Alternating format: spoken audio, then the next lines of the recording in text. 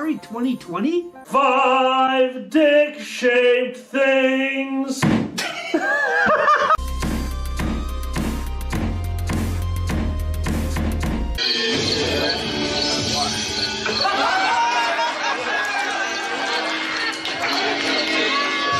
Oh my god!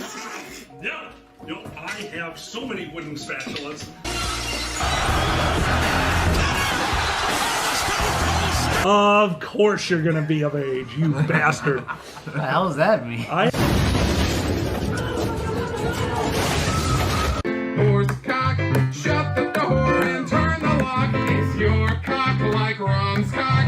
You will never hear me say it again. Not 12, not 12, not 12. Oh my god! You... Thank you, Lockatoo! Just finished the race for us! Lockatoo wins!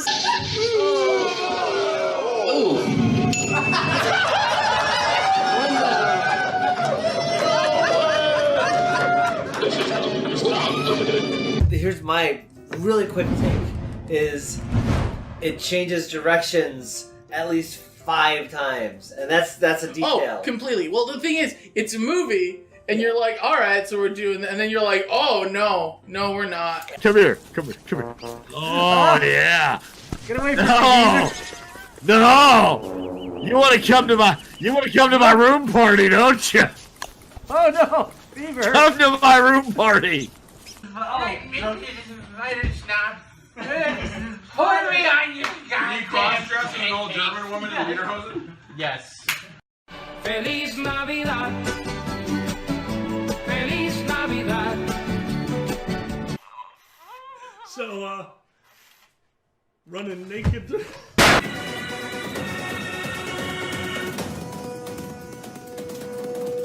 Yeah, oh yes we do. Oh yes we do. Right in the butt. Damn, I gotta... Right in the butt. What? Xander! Xander! Right in the butt. How can I fucking get popcorn? Parents? Punch him! Punch him! Punch Punch him! Punch him! Punch him! Punch him! Punch him! Punch him! Punch him! Yeah! Japan is great, you should go to Japan. Japan is great, they'll hold all your hands. They smell underwear right out of machines. Japan is great, you know what I mean. No, Japan. We are totally having a wet t-shirt down. My pizza! God pissed on my pizza. That's the name of this episode.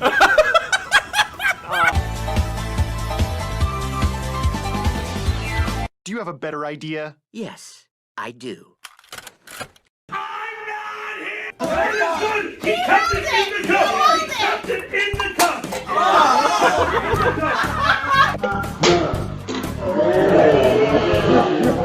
You leave the space door open. I love the space door. What the? Why are you leaving the space door I open? love the space door open. Don't leave the space door open. People fly out the space door. I was born in if you a leave the space space bar. door open. The final bottle of my favorite tequila has been drank.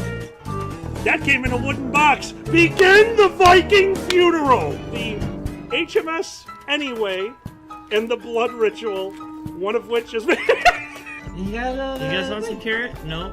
Oh, shit, he wants some carrots! Whoa! What? Yeah, bitch, get eaten! Oh, Yum, yum, yum! fuck. Oh! Oh, God!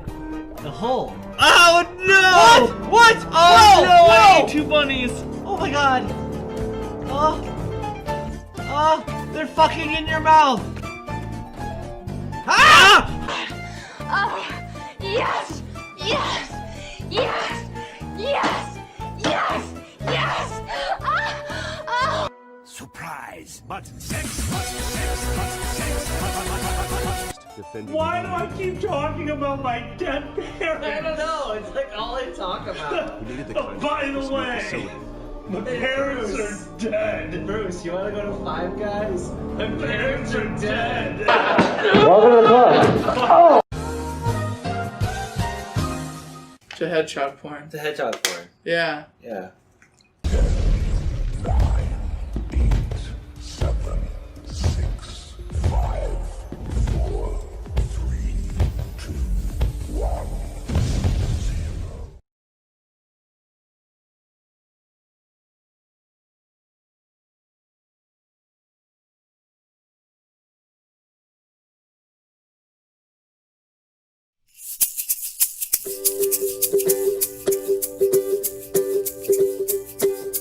Welcome to the Dragon Show, the show you know you'll love.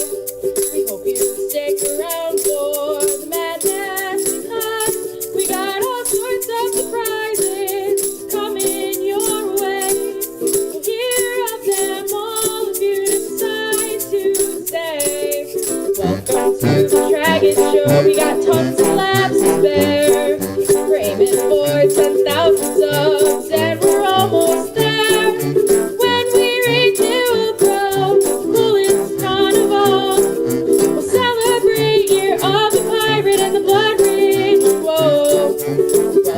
To the Dragon Show, we brought that booze to share, and enough fizzy cherry cola to make our problems disappear.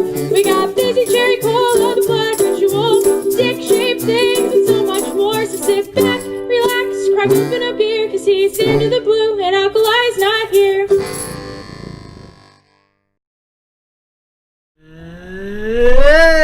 It worked! We did things again! Things might have worked. Hello, welcome to the Dragon Show. That's Dragon and Fair together. I'm Xander, this is Alkali. I'm not here. And it's a surprise stream! Glad to join you guys again after a long time. It's been a while. It's been a bit.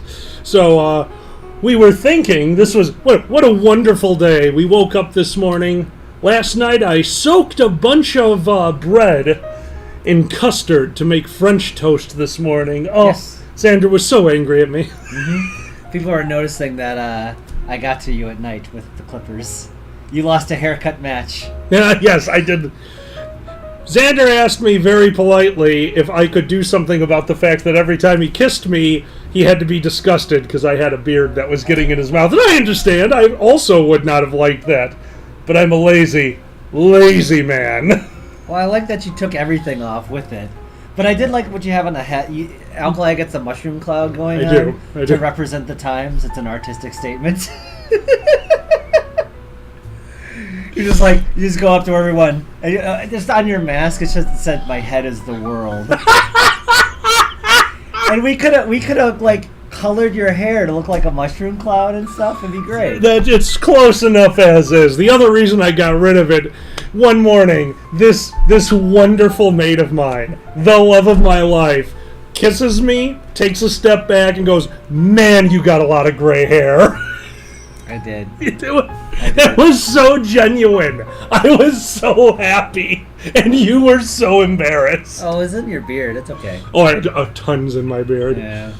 That isn't that gray first generally? Oh, Gunsmith. Yeah, my beard definitely grayed before my... Well, remember Pandez? Pandez has the cool panda look going already in his beard. It's true. He's got like one great white spot in his beard. The Great White Spot! Well, now everyone thinks I'm starting a cult now, since y'all have my haircuts across the street. What? They already think weird things about us already. Well, they don't... so, since we're talking about our neighborhood... Yeah. Yesterday, we found out we are not the weirdest house on the neighborhood. Oh, yes. That was an interesting... So, we're sitting in the house.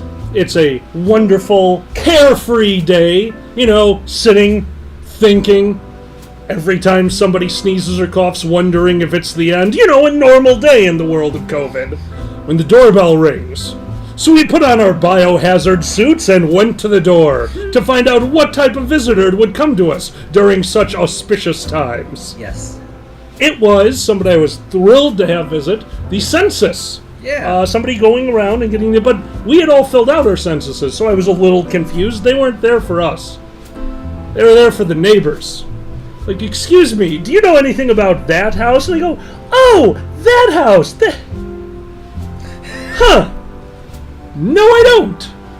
I realize that neighbors around us is people that we have never spoken to. Maybe I've seen somebody get into a car and drive off in their driveway. Maybe. And this census worker, who definitely should not have done this, but I think they had our best interests in mind, you know. Hey, just so you know, no one knows them. I'm like, what? It's like, yep, we came to your house earlier. No one answered the door. I have now visited everyone in a radius who would answer their door. No one has ever met them, and no one can tell me how many people are in that house. Have a nice day, and they left. I'm scared. Tomorrow the census stole Alkali's hair. They found out he had too much. So. Yeah, there's too much per household. Dude, honestly, I think somebody who has a lot of hair should pay a bigger percentage of it to the government to help everyone who doesn't have hair. I mean, to me, that's very logical. Oh, absolutely. I think that's how it should be. Yeah, I have a right to my hair. I have a right to hair. Think you have a right to? Everyone has a right to hair. Yeah. Equal hair for all. Pay for your own food and water, but I need my hair. What? Am I getting too real? Dude, universal basic hair. Just Universal basic. Everyone gets universal basic hair. Out hair. Out hair. Not in hair. You don't want those ingrown hairs. You don't. Yes. Alejandro, of course not pubic hair. That's how you pay taxes. You get rid of that stuff. Yes. No pubic hair. Universal hair care. Thank you, Sue. Oh, hey, the Twitch chat doesn't seem to be scrolling. Never mind. It is. That is. No, my bad. Thanks, my guys. bad. Yeah. You tell me. I don't know. Yeah, I'm gonna allow that. Okay. Allow. What the hell, obscurity leopard? Oh, the Twitch chat gave us a choice on whether or not we can want to let a message through, which is nice. We are the keepers of the chat. Yes. We will miss many messages. Proceed. Oh, speaking of which, speaking of ridiculous, insane, but this is fun and I really appreciate what they're doing.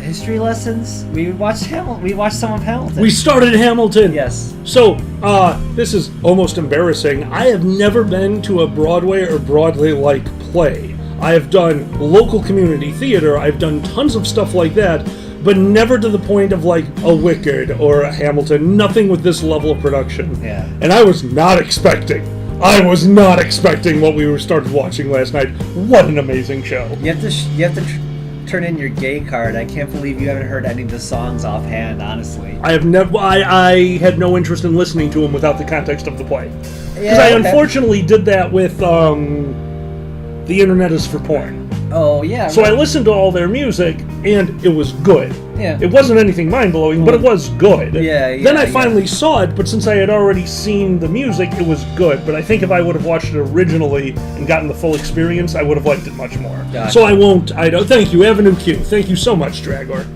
Yeah. There's that. Well, speaking of, we were talking about enjoying, like, production plays that are awesome. Yeah. That are recorded, because you don't get that anymore. As far as, well, Cats the movie was a big shit show, and you can watch We that think. for We other haven't reasons. watched it.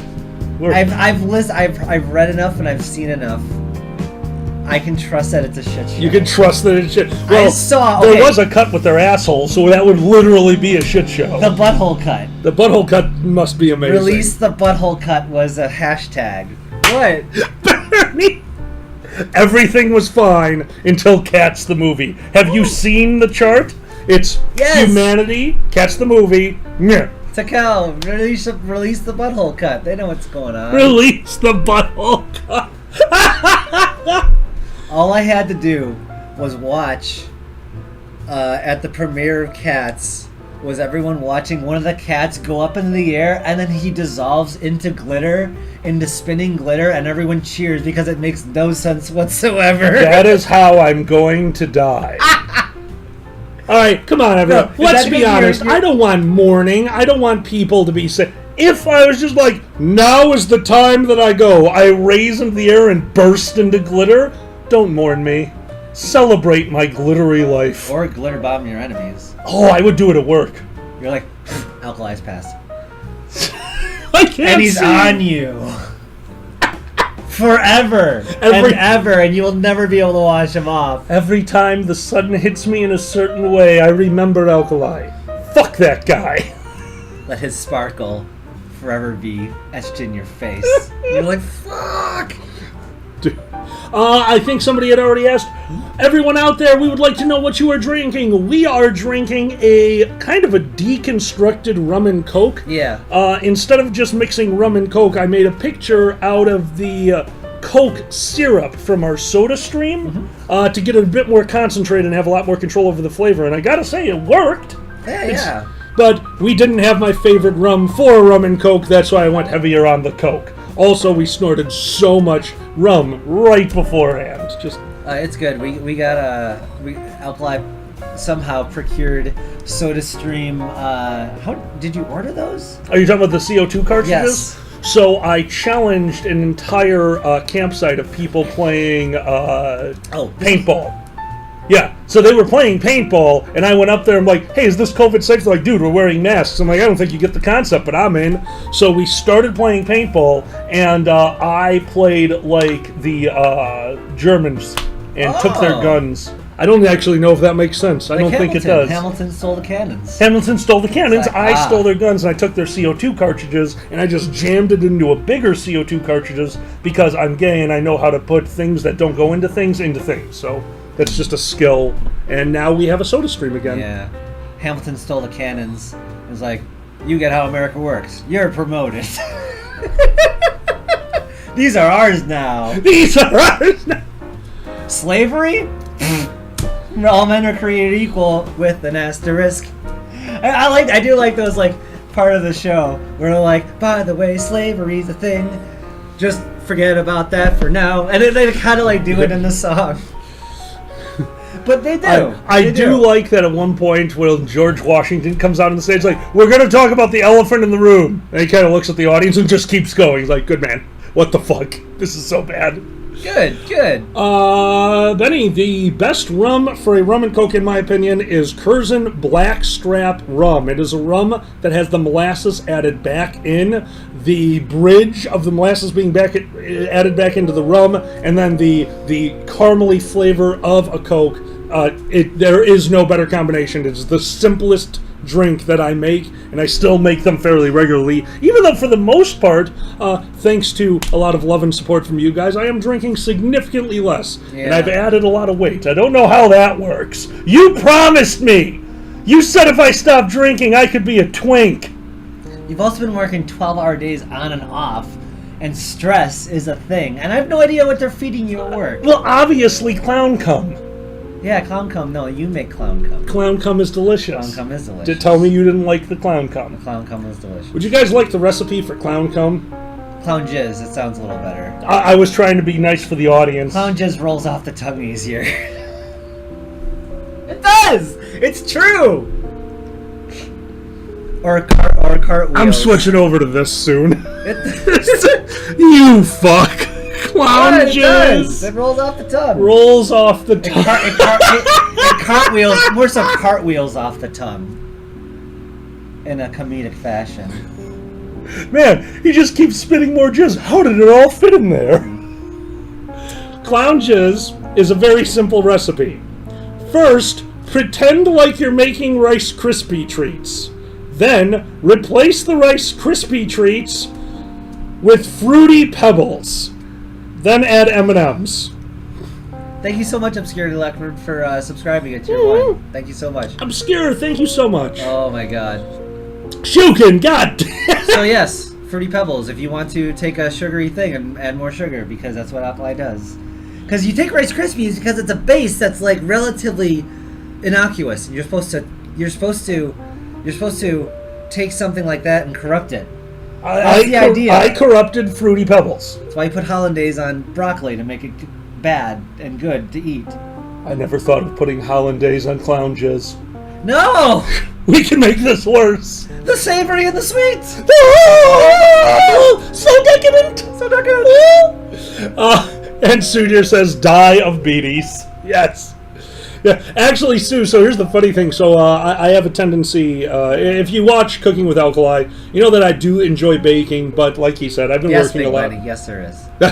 I've been working a lot lately, so my normal goal is every weekend I make a dessert. So that is what I've been doing. We have the tendency to eat a dessert in one day, and then the next day, we have no dessert. So I made something that couldn't possibly be finished in one day. mainly because once you have a bite of it, you're thrilled and done. Thrilled and done. Sometimes you just need a shower after that stuff, but it is good. I need a shower after all your meals. For multiple reasons. Ooh, milk stouts are so good. Patreon stream with Uncle Kage. I don't know. I can't remember. Were you the Patreon? I think we were. I think we showed up a little bit. Oh, the Patreon stream. I'm not sure if we were there, Gunsmith. Sorry. Last week I did miss the Patreon stream, Yeah, unfortunately. Ocean Curd wants to know what's our favorite flavor of cookie. Huh. That's Ocean. I'm gonna be boring. Yeah. A really awesome chocolate chip is still my favorite cookie. Like, you get a Otis Spunkmeyer they used to sell in the hallways of our... This was, like, huge at the time. In the 90s, teachers in our school would sell cookies to kids in the hallway, and it was probably not a good idea. Because it probably made everyone really fat, but good lord, they were so good. Do you have this? We had... Fresh cookies in the hallway? We didn't have them in the hallway. Okay. My high school had, in the cafeteria, a small area that was used for concessions when we had sporting events. It had a double-sided window. So one side of the window would go into the foyer, which shared with the basketball court, so they could serve concessions there. But in the morning, if you went into pre-period, which was from 7 to 8 for basically everyone in the school who wasn't part of a club, they had that open and they did homemade oatmeal, which was definitely not homemade. Like, I saw the packages. It was definitely just instant oatmeal that they were claiming was homemade. Okay. But they also had the more important thing, about that big, chocolate chips.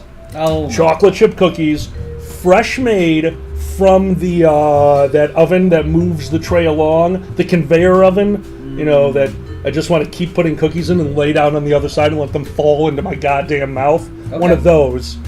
But on top of that, they also had a soft serve ice cream machine. So on Fridays, you could get a Blizzard. Oh my god. On Fridays, you could get the cookie, fresh cookie, they'd mash it up, throw it in there, sprinkles, chocolate chips, and like Snickers bars. They had stuff like that too. Wow. But it was only on Fridays, and that's how they stopped us all from dying. Wow. Oh, thank you, Q-Man DK. Thanks so much for the bits. Tamor, yes, it was the best. The cookies were cooked on the outside and not raw in the middle, but they had it going so slow that the middle was, I mean, oh man, it's as close to uncooked as you could get. It was basically, the middle was just fucking, what do you call it? Cookie dough. Okay. And decadent, yes. See, we had the cookie sellers at the end of the art hallway. I think they knew what they're doing. Oh yeah, no. They knew what they were doing. They knew who smoked pot in high school. Absolutely. I didn't. Go figure. Anyway. What I want to know is, do you remember, okay, so you were in art in high school. Yes. Do you remember those big rolls of paper? Like, Yeah. it's like this big and you'd pull and then rip and then that would be your piece of paper? Why couldn't they have those with rolling paper? Imagine the blunt. I saw it. I saw it was in History of the World. Shit, they did do that in History of the World. Although I think, I don't know what they use the parchment for. Rolling papyrus. Roman red. Yeah, Roman Damn red, it, remember? it was Roman Roman red. It was, who was the guy? Oh, whatever. And really quick, I did see Beans and Boars on the Run add 2 questions. So one, once conventions start again, hell yes, I would love to have a drink with not only you, but everyone. We all need to get together.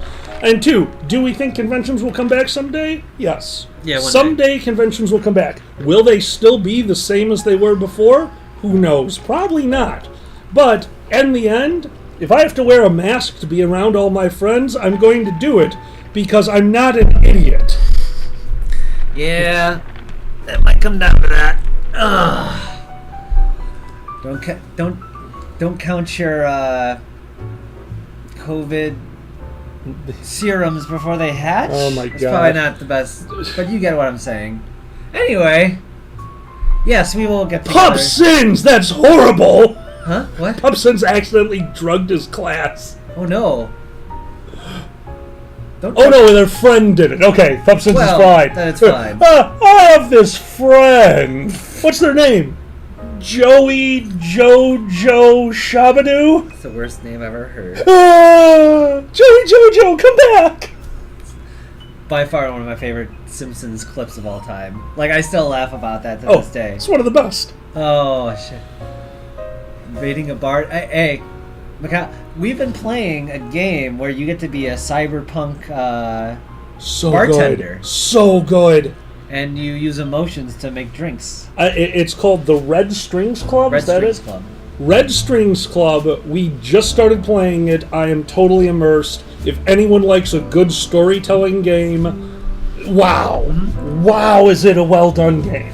It's funny because like they played a game I really like and kind of enjoyed in theory called Gods Will Be Watching, and it's super hard. Like if you like situations where you have to figure out where probability is a thing and there are no-win situations, you have to figure out what to do. Check it out. It's a more of a storytelling game. Sounds like my kind of game. Sudir. You do have to make decisions, and they do affect the storyline, but you generally have the same story, but it's just great. I love it. It's all cyberpunky, and it's wonderful. Yeah, highly recommend Red Strings. Oh, quick sum. 6. Thank you so much. Oh, absolutely. It was River's birthday this past Thursday. Can we get a belated short birthday song? Sure. This is your birthday song. It isn't very long. Go get laid. Happy birthday. And that one won't get the copyright taken down. Yeah. Well. If I remember correctly, they overturned the person who copyrighted Happy Birthday. I do not believe but I'd have to look into it. But I do think that copyright was overturned. Happy birthday, River Storage Cat. Happy birthday, my friends. If I'm saying that correctly. Yay, good. Okay, Shell agrees with me. Yeah. Original Happy Birthday went back to public domain. Oh. They did not have the right to copyright it. It just kind of got through. I always heard Michael Jackson owned it. Was that true? I didn't think it was Michael Jackson, but somebody copyrighted it and they reversed it. Probably a stupid 80s rumor that like pervade over time. Oh, and it expired by... Okay, thank you. Yeah, all right. Andy wants to know, when are FurCons going to be open again? Well, Andy, that's going to depend on a lot of things. Like when Americans start wearing masks so we can put a lid on this thing, get better, and then we can talk about the future. New Zealand might have a FurCon. Yeah, New Zealand. Like the most exclusive FurCon of all time. Oh, I'd fly there and infect all them. That'd be what it would be. You would probably have to be held in like a cabin for 2 weeks. Absolutely. Yeah. Virtual first. I mean, there's gonna be a lot of virtual cons. Absolutely. Oh. Virtual First Square 2021. Aw, whoever gave Dragor the sub, thank you. Yes, thank you, anonymous gifter. And yes, Shell, we are insanely excited for Virtual First Squared. I have to say that I am very much behind the scenes on this one, just kind of watching and correcting when there is legal matters coming up. But that being said, Dragor, I know you're watching. You have done an unbelievable job. To you and the entire team that is responsible right now for making this thing happen. Oh my god, those chats are intense. When I wake up in the morning and I'm like, time to get my fat ass out of bed at 11, 400 messages. No. Wait, do we have Viagra music now? I thought I put nice, easygoing old people music in the background. Sounds like Viagra music to me. Okay. Like what do you call it? Oh, DJ Enzite. Remember Enzite? Bob is doing well. Oh my god, those commercials were classic. Everyone knew DJ Enzite, or Bob. The guy who was just walking around with a huge boner, apparently. And that's fine. Like, right? I guess that's what that was all about. Thank you for the follow in Delilah. Yes. We're so sorry. The followers only show up on our secondary screen, so it's hard for us to see. They got the pantsuit off and no shit, Big Benny. I did really? not know that. I mean, did they get the pantsuit off of them so they could see this massive thing that was making him smile all the time? Oh. Quick shout out to Benny and Status for our amazing intro as well, always. You guys rock. Yes, thank you so much. Oh. But yes, what else? Silver got him on, that's hysterical. We are prepping for IFC and Megaplex presently. So we've got those back to back. And I heard that Megaplex and Euroferns were on the same weekend. So, man, that's going to be... little bit of inside baseball here. I was going to test out a new setup, a new thing for going to OBS for things because I wanted to see if something worked because I've been playing rocket cards with Ferret more. I love car golf. And the reason I mentioned that is because then I might be able to do car golf online with other people. Oh, I actually did with Draco earlier. I forgot that. Oh, so, yeah. Still figuring all that out, but I didn't want to go. I wanted to go with what was going to work right now. Yeah, no, good call. I couldn't afford a nuclear ferret on a Saturday. I have very, very many pet peeves. The biggest one being when the technology we have worked so hard to make sure it is ready to go when we need it fails miserably. Man, do I get salty. That's just my life, though. That's like, I'm so used to that. Like, software fails. Anyone who's had any kind of streaming software, you do not update it or it will kill you. So here's the thing. Like, in my industry, like, if something fails, it is a epic level disaster. Like, platform is down. What are we gonna do? You're sitting here, it's like, yeah, we're not gonna stream for an extra hour. And I'm like, what are we gonna do? Yeah. Watch putting things on the table. It affects the mics and stuff. Oh, shit. That's all. It's a thing. Computers in general are a bad idea, Benny, yes. Benny, I love computers. They have civilization and city skylines on them. Yes. Oh, yes. So, rocket cars and trying to teach Ferret how to drive. And for those of you who don't know what we call things, rocket cars is Rocket League. Fritzy, well, thank you so much for being here, and thank you for the follow. Hello. How you doing? Civ 5 or 6 from Puffsins? Puffsins, I am re-giving Civ 6 a chance. Civ 6, when it first came out, left a little lacking, but that is one thing I will always say about Sid Meier's Civilizations. Once they come out with their first patch/update, they usually fix the game. If you don't remember, Civ 5, when it first came out, had the exact same problems. Slow middle game, almost worthless end game, but the beginning was good. They had a great concept. They brought out one expansion, I think it was the Religions, fixed the game right there. I played hundreds of hours on Civ 5. If they do the same thing for 6, I'm going to play hundreds of hours of 6. Just don't play me in Civ. You're like, I'm in war with your country. I'm developing basketball. Very important. I tried to teach you Civ once. Yeah. If I remember correctly, I was working on jet engine prop planes, and you looked over at me and said you hadn't done mathematics yet. You were really good at, like, weaponry and shit, but at one point you came to a thing, it's like, oh no, for currency, I need to research basic math? Never! Who needs currency? It ruins everything. I think I have a good argument here. Just never introduce currency. Just like fucking Earthbound. We just pretend money never exists and then we're better off. Andy has one for you. Do you play Kingdom Hearts? Because I think you did, right? Okay. I played Kingdom Hearts at first, at the beginning. Right. And it just was like too much like every fan fiction I've ever read. And like I'm playing the movie with, it's just a fan, and I got out of it from the first. So they lost me there. So sorry. I never got back into Kingdom Hearts. So, Miko played Kingdom Hearts, and I don't think they liked the third one. I don't think Miko finished the third one. He finished it. I don't think he was the biggest fan of it. Yeah. But I think he finished it. Because he's put so many hours into it. You can't leave something like that unfinished. Yeah.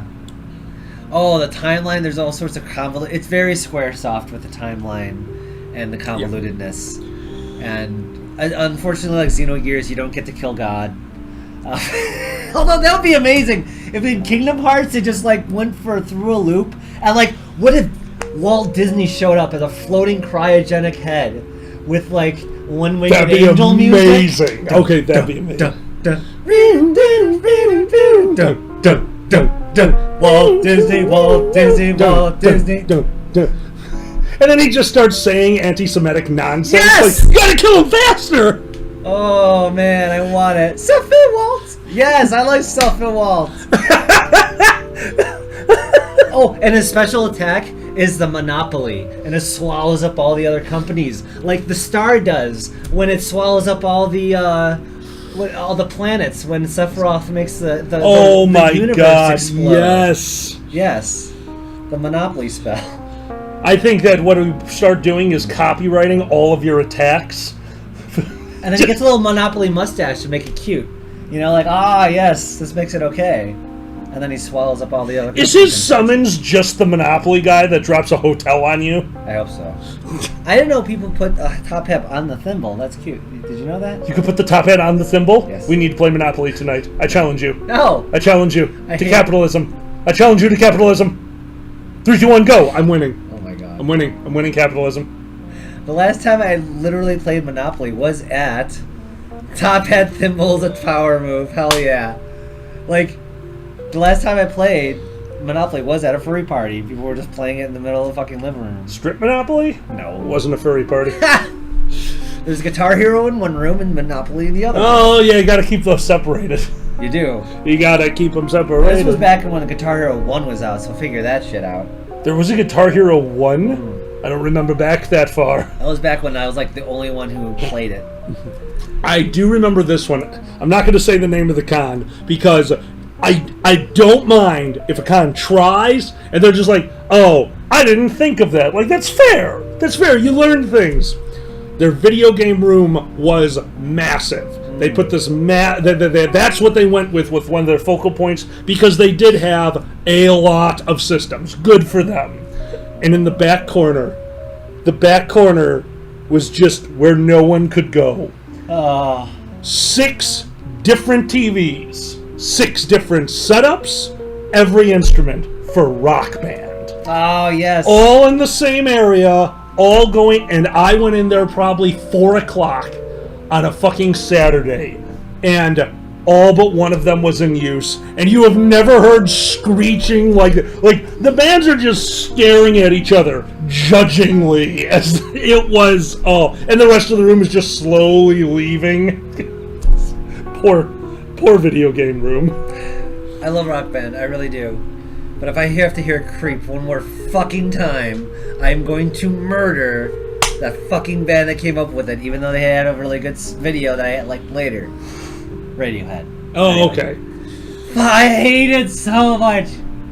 Just because I have to hear it was one of the first songs that is unlocked. It was like one of the first 5 songs unlocked. Okay. That's why everyone plays Creep. Okay. Sorry, I gotta stop banging I don't know if that's affecting things.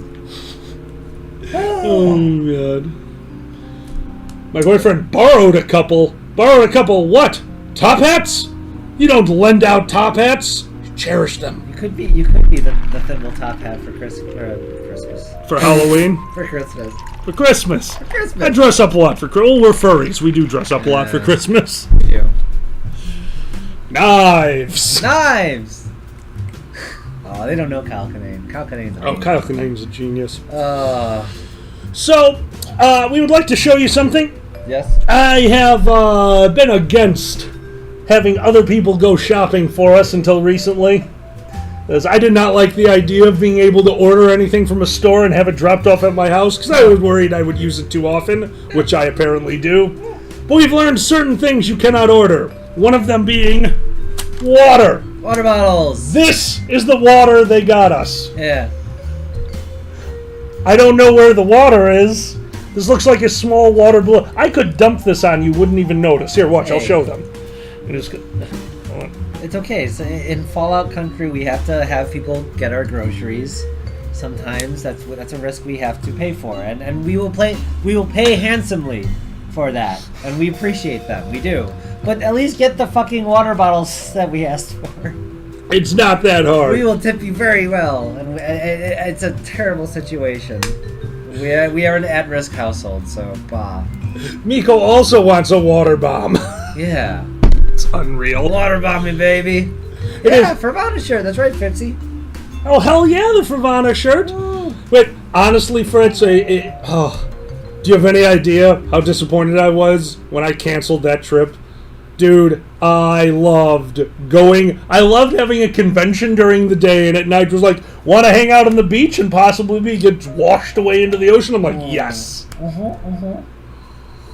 Absolutely. Just to give you guys an idea, Fervana was probably one of the most amazing experiences of our last year of conventions. Mm-hmm. We head out there, we get a beautiful room, which, by the way, Fervana, thank you so much for everything you did for us.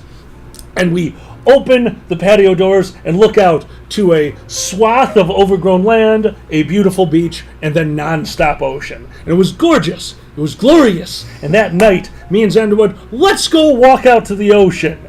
What could be the harm in that? Well, to get there, there's this path that has obviously been dug out by some kind of a backhoe or bulldozer. So they took all the dirt and just kind of put it up against the side. So it was a wind tunnel from the ocean. Walking to the ocean down this path was like walking through my mouth. Just hot air blowing at you non-stop. And we attracted a small crowd. We were hanging out with people. One of them who was not wearing shoes. So at this point, all of our friends are trying to carry this wonderful person because they're walking through sharp, jagged rocks with no shoes to try to get to the soft sand. Well, we're all furries. Other than him, not a lot of us have a lot of upper body strength. So we're all kind of switching off with our friend, just tossing them around until we get to the beach. We get to the beach and realize that with the slight amount of cloud cover, we can see nothing, but we can hear the ocean. So at this point, we're just yelling out, "Bop!" every few minutes to know that we're alive. Wonderful experience. Absolutely. Also, getting high next to the ocean is otherworldly. It is. It's very nice. The cold beach is not as enjoyable as the warm beach, but I do Cold like beach it. was so much more enjoyable than the warm beach. Yeah, what's your outfit? I'm normal. You are far from normal, sir. Jesus Christ. Anyway, no, it was wonderful. Thanks again so much. I can't wait to go back someday. And Shukin, you don't know Fursuit Beach Party until you have a closing ceremonies that takes place entirely on the beach, followed immediately by a pagan Christmas tree burning ritual. Yeah, that was a thing. That was so cool. We burned a Christmas tree. It was amazing. But yeah, you can just light that beach on fire. Totally okay. It was like Marco Polo. And we burned a Christmas tree with fursuiters around. And thank God they were fucking careful. No, I gotta hand it to everyone. No, I mean, yeah, I guess once you do it, it's like if you're not careful, you're gonna die. So here's a waiver. I'm sure you can find the Christmas tree burning at Fervana somewhere on Twitter if you look carefully enough. Fervana Christmas, maybe? Yeah, maybe. Yeah. Anyway. Shukin, we're all going. Dragon Show outing to Fervana. We need it. It was a very sandy beach. It was an absolutely beautiful beach. Yes. The Ocean Shores Peninsula over in Washington State. It's just a big, beautiful dick on our country, and it's just awesome. I mean, I'm sorry. It was awesome, but I was not ready for the trucks on the beach. That I did not know. Oh, that was a thing. I didn't know that. I don't know if it's a thing just in Washington State or for the entire country, but the coastline is actually considered the same as a national highway. It's state land. So because of some weird classifications, you can just drive on it. So our first night there that we actually went and hung out with people on the beach, our first encounter was just a guy in a big old 4x4 souped out pickup truck doing donuts so that they could have a place to put their fire. Because, you know, if you got a truck, you might as well use it for what matters. Absolutely. I bet you that's more common than you think as far as, like, the beach being a highway. I bet it is. I wasn't ready. I wasn't aware. Hey, Iggy, what's up? Oh, Iggy's here? Yeah. Iggy!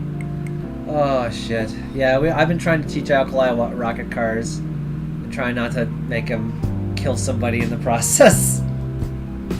I don't play a lot of... he gets a little frustrated sometimes. What do you call it when you...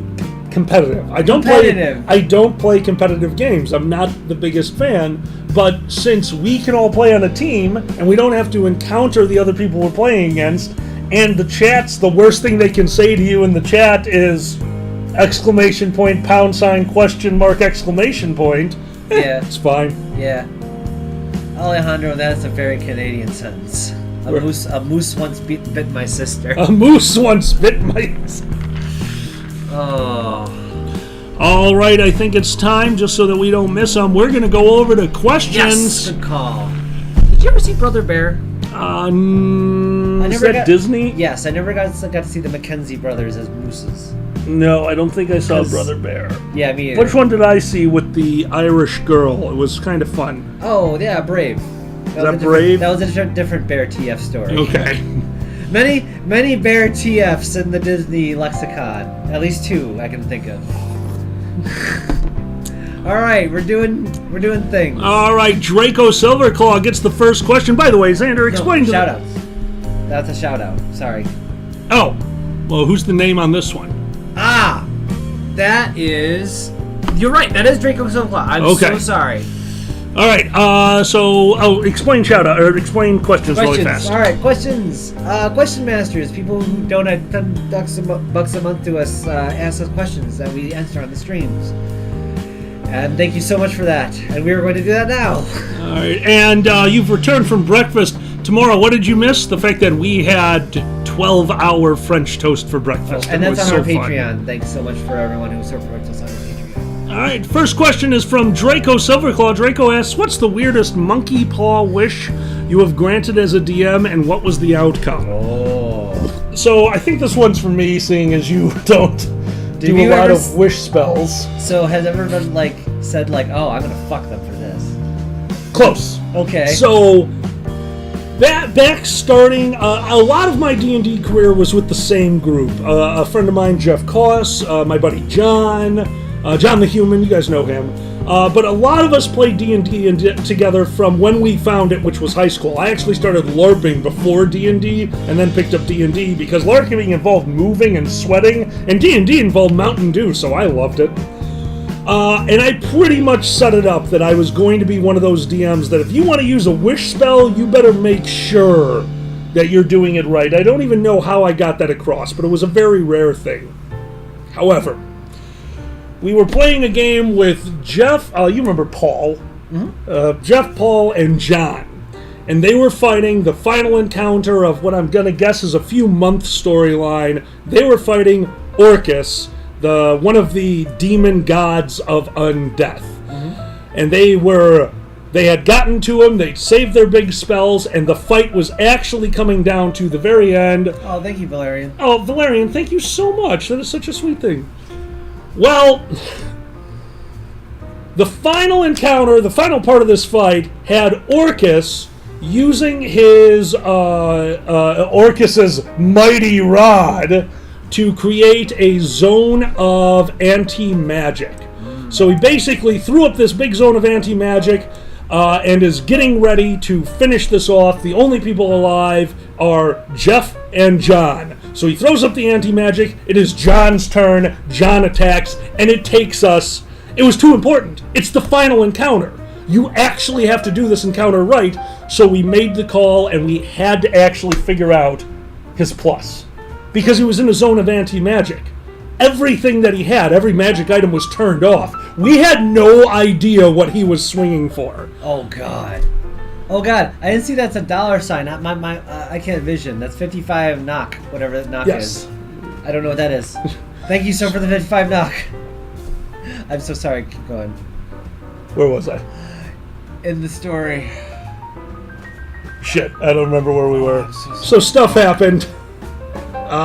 Stuff happened. Your turn. I'm so sorry. I'm drunk. I'm not used to this.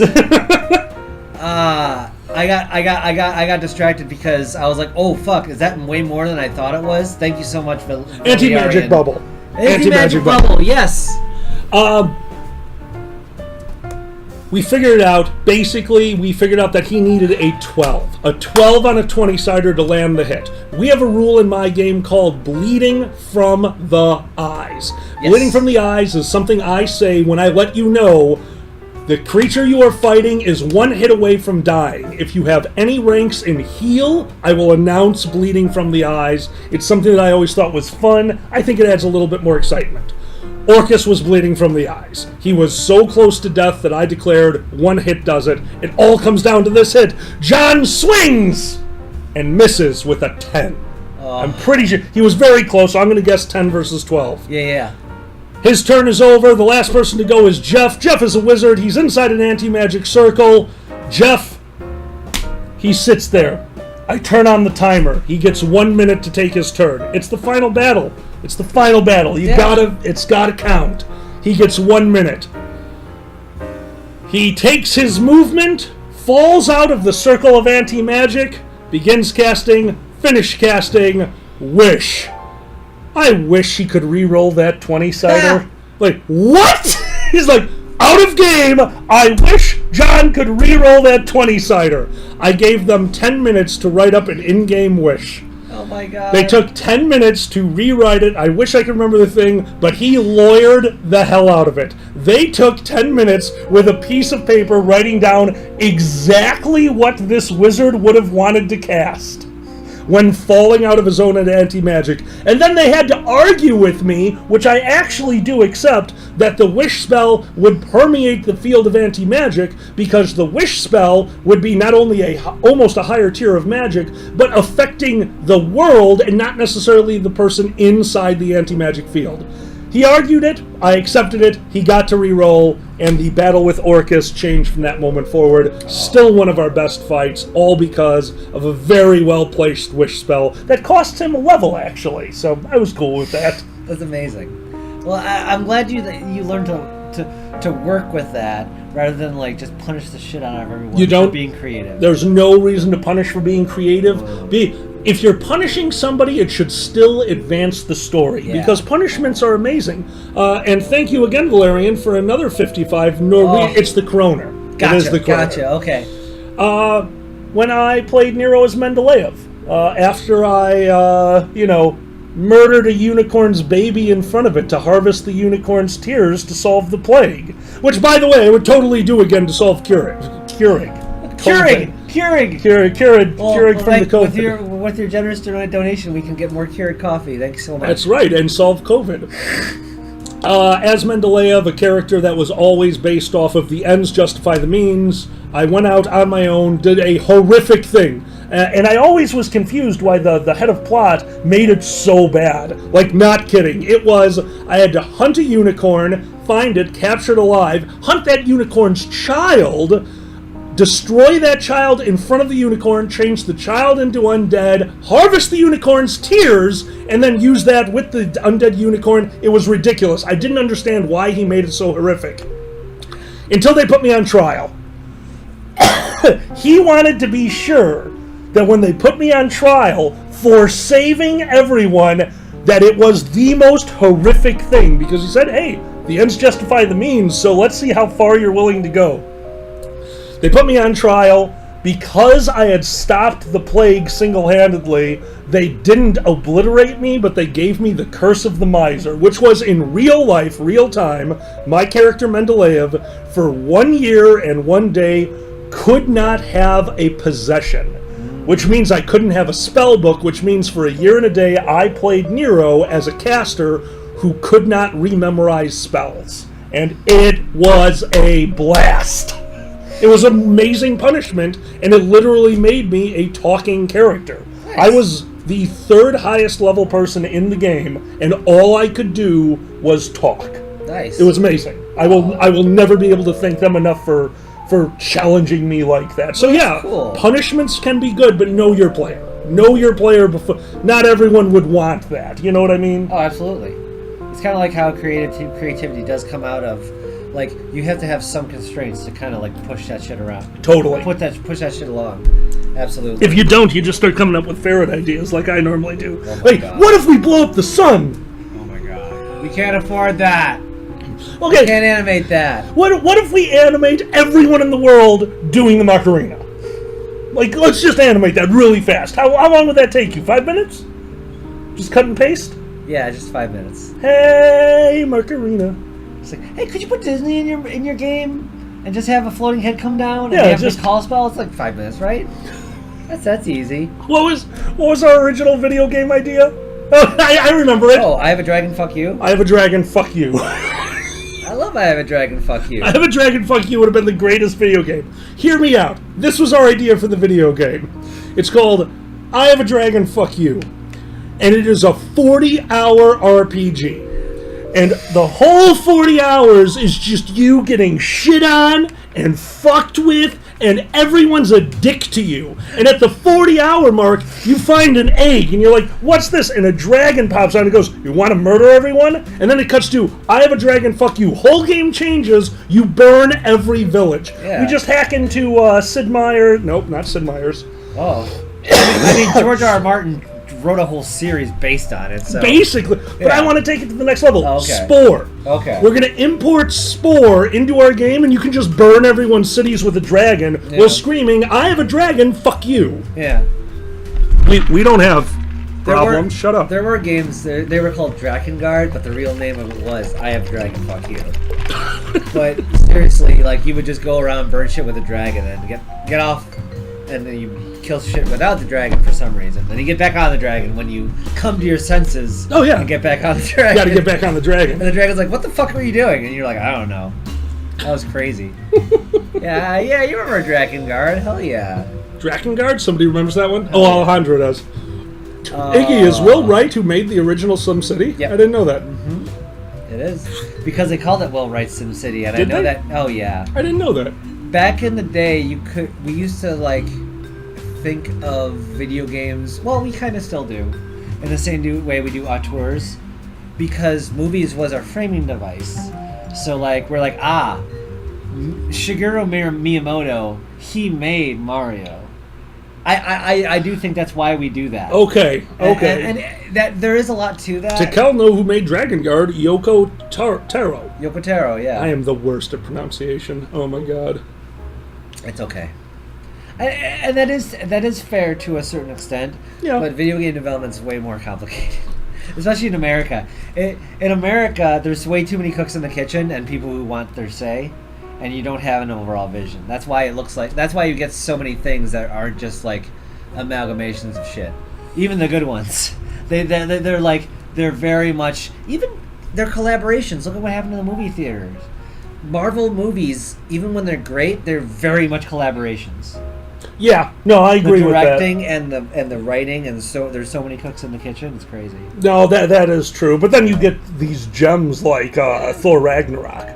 See, that was That was so good. I give the director a lot of credit for I give that. a ton of credit for that. Yeah. Well, the director and everyone who basically improvised their damn scenes, Well, like whoever let them do all. Oh, that. totally So agree. no, Yeah. No, I give him the credit, but Yeah. you have to still be able to pull it off. So I'll let him share it. Yeah, that was the guy who made What We Do in the Shadows. You see that? So good. I'm not Taika Waititi. Yeah, that guy's amazing. See What We Do in the Shadows. It's great. I've never seen the series. I heard the series is great. I haven't watched the series yet. We watched an outtake from it that we can't repeat, or an excerpt from it. Oh, sure. Well, I've shown you parts from the movie. That's the one. The series is based on Jojo Rabbit. That's the one. Yes. That's how Xander got me. I had no idea that Jojo Rabbit and Thor Ragnarok was the same guy. Jojo Rabbit is breathtakingly good. I couldn't get over how good that was. Should I watch Marvel movies? I feel like it takes forever. Here's my favorite Marvel movies off the top of my head. Both Deadpool movies are so fun and they're well written. Unbelievably good. Seriously good. Thor Ragnarok. Definitely. What's the one I absolutely loved because I think they did it right as far as went overboard on the special effects but made it work. Doctor Strange. It worked. Oh, I love Doctor Strange. I thought for sure, until I saw that he was going to play Doctor Strange, I thought for sure it was just going to be, here's every special effect we can fit into one movie, because you can do anything with Doctor Strange. That's where Green Lantern went wrong. Like, Green Lantern's super ability We is don't have fucking enough time improv. for Green Lantern. Why that was wrong. God, what were they thinking? Green Lantern almost killed Deadpool's career. Or the guy who played Deadpool. Yeah, Ryan Reynolds. I forgot about that. Yep. They even referenced that later. Iron Man original was good and kind of did start the whole Marvel thing, actually. Oh, original Iron Man was fantastic. Yeah, I really liked original Iron Man. And people don't forget, but I lived it, and you lived it. Yeah. The comeback of the comic book movie was Batman by Tim Burton.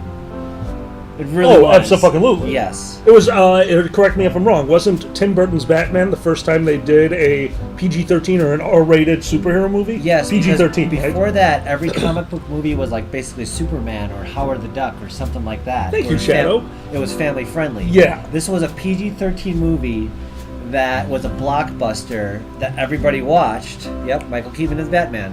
Yep.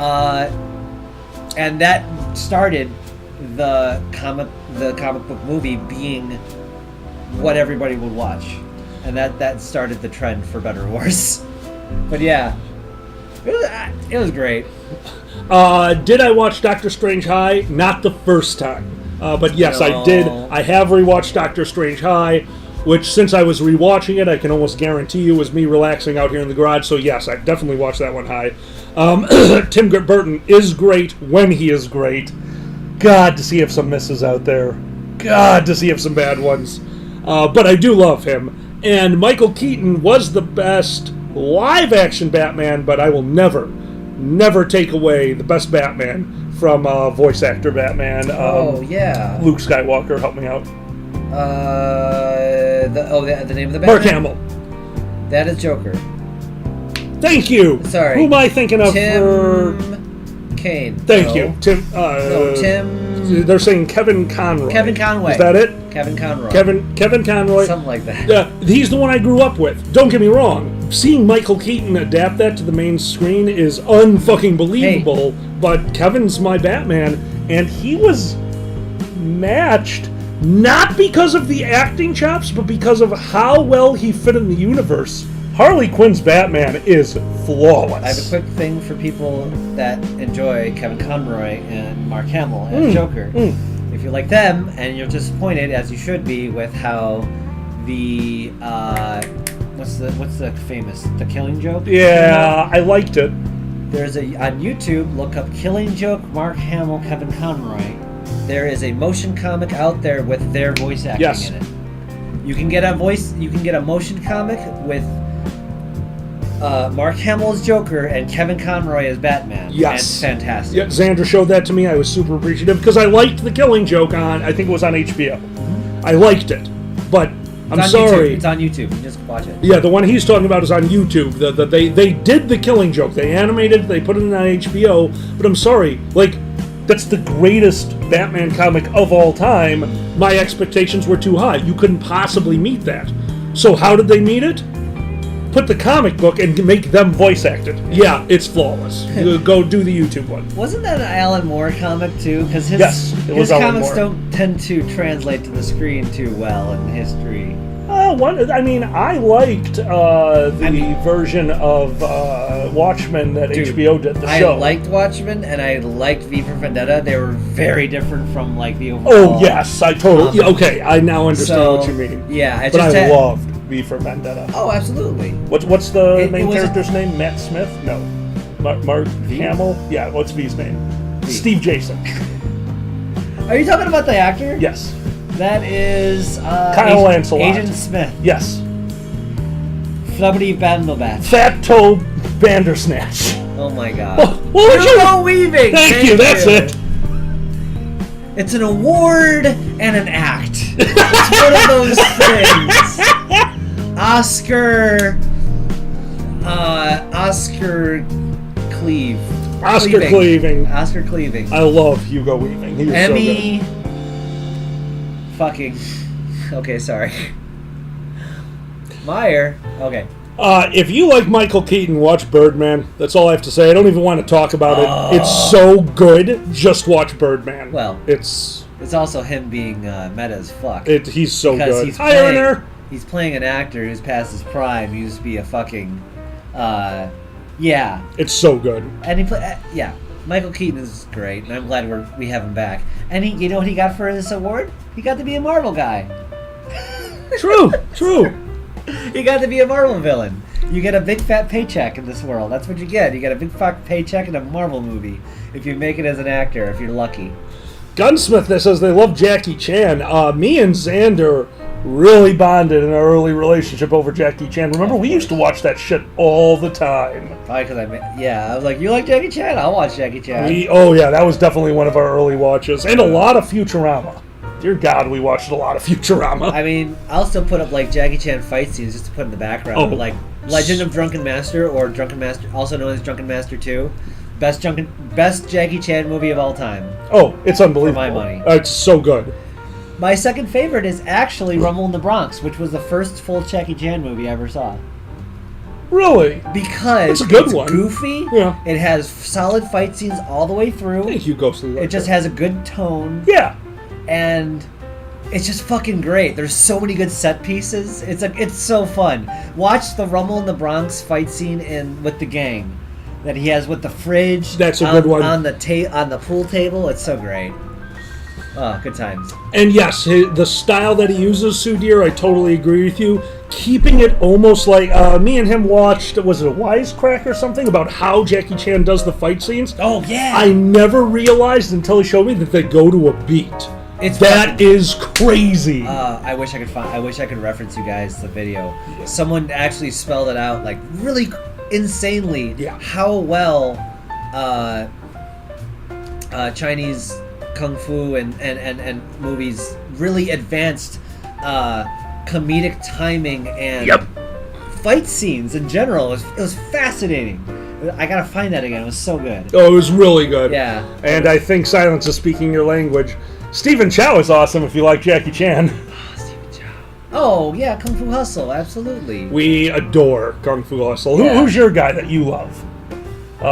With the elbows and knees? Yes. That was Ong Bak. Ong Bak, you showed me. Oh my God, so ridiculous. Ong Bak is one of the best, worst movies you could ever watch. It's really fun. The fight scenes are amazing. The plot is utterly ridiculous, Yes. and that's why it's wonderful. Tony Jaa, someone steals a Buddha head from his village. He must get the Buddha head. Who stole the Buddha heads? Well, it's a rich person who steals Buddha heads from all over the world. It's so comically ridiculous. You have to see it. And he talks through a cancer kazoo. Awesome. It's just wonderful. Holy shit. It's so bad. It's good. And Alejandro, the musical fight scene, I'm assuming you're talking about the one in Kung Fu Hustle, the fight scene against the two twins with the, I don't even know what instrument that is still one of my all-time favorite what the fuck is happening. I was so blown away. That scene sold the movie for me. That's all I needed to see. Loved it. And the last one we're going to recommend, just because we're on it, it is a favorite of mine. I'm going to need your help on the name because I can never remember it. Hellboy is the end boss.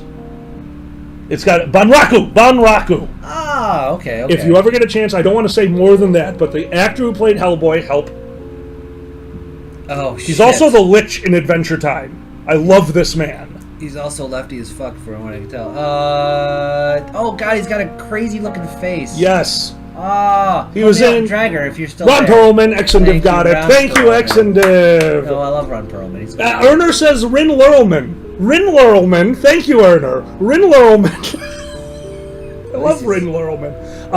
Bunraku is so artistic. Watch the first scene. If you don't like the first scene, you won't like Bunraku. Nah. You will be. If you like it, you'll love it. I'm telling you right now. Go into it blind. Watch Bunraku. All right, and Shelly mentioned Fearless with Jet Li. I love Jet Li. Oh. That was also known as Danny the Dog. That was with Morgan Freeman. Did you ever see that? No, I never saw Fearless. Really? Nope. And one of the last Bob Hoskins performances. Really? The bad guy. Yeah, he was his owner. He was his dog, and he kept him as a slave, kind of thing. Oh yeah. You saw that maybe? I did not see it, but I knew it existed. Okay. No, it was pretty good. Alejandro, I loved it. I did see that, Alejandro. It's actually a really fun, sweet movie. It's not as like I don't love all of it, but it is a very fun, sweet movie. Yeah. I wish I could remember the name of it. Actually, believe it or not, you know who showed it to me? John the Human. Oh. He watched. He's like, "Hey, I want you to watch this with me." So we made popcorn, watched it. I'm like, "You motherfucker." Okay, it's good. It's good. No, I like that. Yeah, Frubat, I watched all those, and they didn't meet my expectations, unfortunately. Like, I love Tony Jaa. He's amazing. I just wish he would get involved with people who could use his talent better. I guess I don't know. Yeah. Alejandro, could you look up the name of that and post it in the chat? Because I cannot for the life of me remember it. Which one is that? The Ron Perlman as a furry. I can't. It's a town name. Yes. That's the name. It's on Netflix. It was on Netflix. I don't know if it's still there. Oh my god. Oh, thank you for all the bits, Shukin. Oh, wow. Holy Shukin, shit. thank you so. Pottersville, that's it. Pottersville. And also, speaking of beauty, no, that's just me being ADD. I'm not gonna go there. I was gonna mention how Beauty and the Beast was written by George R. R. Martin, which I was just reminded of. Beauty and the Beast was not. I don't know. The original that my mom used to watch, which on had TV. Yes, a lion man who lived in the sewers. Yes. George R. R. Martin quotes that as being one of the reasons that he wrote Game of Thrones, and this is real. It's so wrote crazy. Game of Thrones so that it could never be put on television. He specifically had the idea while writing the first book of Game of Thrones, I want to write something that they could never put on television. And then technology got better, and then for the 7th season it got a little bit worse. Ron Perlman was a lion man who lived in the sewer. These things happen. Beauty and the Beast. That's what that was. Did you ever see it? Or even like parts of it?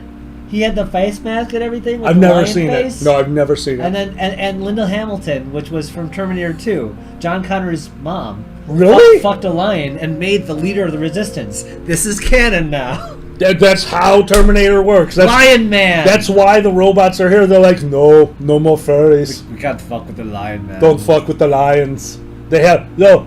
That dude is 1/4 lion. What level of resistance is he? He's the main. Lions have main. I hate you. Thank so you. Much. For those of you, I saw the question. John and Di are doing well. The storm that ripped through Chicago a little less than a week ago left them without power for 2 days. So they're doing well. John is starting a new job. And nice, too much pride. But they are doing well. I'm sure if they were here, they would say hi. John and Di, we miss you guys. Yes, thank you. Oh, dude, Shell, that storm was ridiculous. We got more questions. Next question comes from, help me out, Kitsune. Kansha Kitsune. Thank you, Kansha Kitsune. How can one get into Dungeons & Dragons if one has no friends nearby who would play the game with them? Oh! Yeah. Kansha, that is one of the hardest ones. Here's the only thing I can recommend to you. There are online communities, there are places to find an online game, and if you can get over the barrier of playing through Skype, there are some DMs out there, Draco being one of them, that do really, really well working online. It's one of the reasons that Dungeons & Dragons has not come back in its entirety. I do not do well online. I need to see my players. I need to be able to react off that. I have a lot more trouble doing it online. But that is a thing. If that's not your cup of tea, may I recommend Divinity 2. Divinity 2 is the closest predecessor to the Neverwinter Nights series that we've had, and I fell in love with it. Really well done game, great story, and if you're not into the combat, put it on easy. I mean, he's the one who taught me that. If you don't like the game but you like the story, fuck it, put it on easy. Who the hell cares? You don't have time for that shit. You ever play a game? You ever do this? Did I ever played a game? Nope. No. You ever play a game where you couldn't finish it, and then you looked up the ending of what you were trying to achieve? Absolutely. And you're like, oh fuck, why was I doing that? Oh, you didn't like the ending, you mean? Well, I just felt like I felt like it wasn't worth it, or like you were like you had fooled yourself into really thinking this was worth doing. Sometimes to beat a game that was unbeatable or something like that. I'd say the only time I've been majorly disappointed in an ending, like, oh my god, I can't believe I wasted my time with that game, was... Fuck, what the hell was the name of that? You're trying to catch people in lies while driving around a city. You got hit by a train the second you took a controller from me. It was the funniest goddamn thing ever. Cowboy? Nope, shit? Not Cowboy, but same Cowboy concept. shit, Same concept, but noir. Oh. Yeah, LA Confidential, LA Noir. Yes. I played LA Noire, and I thought it was a really cool game, but I suck at anything driving. So at one point, Xander's like, oh my god, you are the worst driver. Just give me the controller and I'll get you to where you need to go. And as I handed him the controller, it turns out I was sitting on train tracks. So the moment he accelerated, he got hit by a train, game over. And we could not stop laughing. San Francisco has city trains. They do have city trains. They do. They come out of nowhere. That being said, I will say, if you're going to make a game that's going to have something as wonderful as the face capture that they were using, trying to make you use all these skills to test if people are lying, have your final encounter have something to do with the system you created, not a giant gunfight. What an anticlimactic ending for a game that had all of these nuances and then just said, okay, now do a fight. Yeah. I did not like that ending. Shukin, thank you so much. Thank you, Shukin. Thank you for the 666 bits. Unfortunately, that's the same reason that Neverwinter Nights 2, I loved the game. The ending to me was a little anticlimactic. You fight the Shadow Lord. A cool thing happens with your group dynamic, but the fight itself is just a fight. I'm not really interested in the game ending with just a fight. Make that fight bigger than life. I just put 60 hours into a game. Jerk me off, game. Yeah, totally. Sorry, yeah. I'm weird about games. No, I get That's you. why I don't play a lot of games. Oh, I get you. It's got to be satisfying. Sometimes it jerks you off good for that ending. Sometimes it's just like, thank you for collecting all the bananas. Now you have a big banana pile. Isn't that nice? Thank you, Donkey Kong Country. It's like, but the real bananas are the bananas that you ate along the way. I'm like, I don't have bananas anymore. Alejandro, Indigo Prophecy. Here's a really cool mystery, QuickTime story. But we ran out of time, so here's Aliens. I accidentally killed myself in Indigo Prophecy. I swear to God. I drank alcohol, and then I drank the pills. And that's the end of my story. And it was game over. And I respect that. I fucking accidentally OD'd on drugs in Indigo Prophecy. That happened! Pup Sims wants to know, I think you might have played this one. You know what game does that really well? Deadly Premonition. Did you play Deadly Premonition?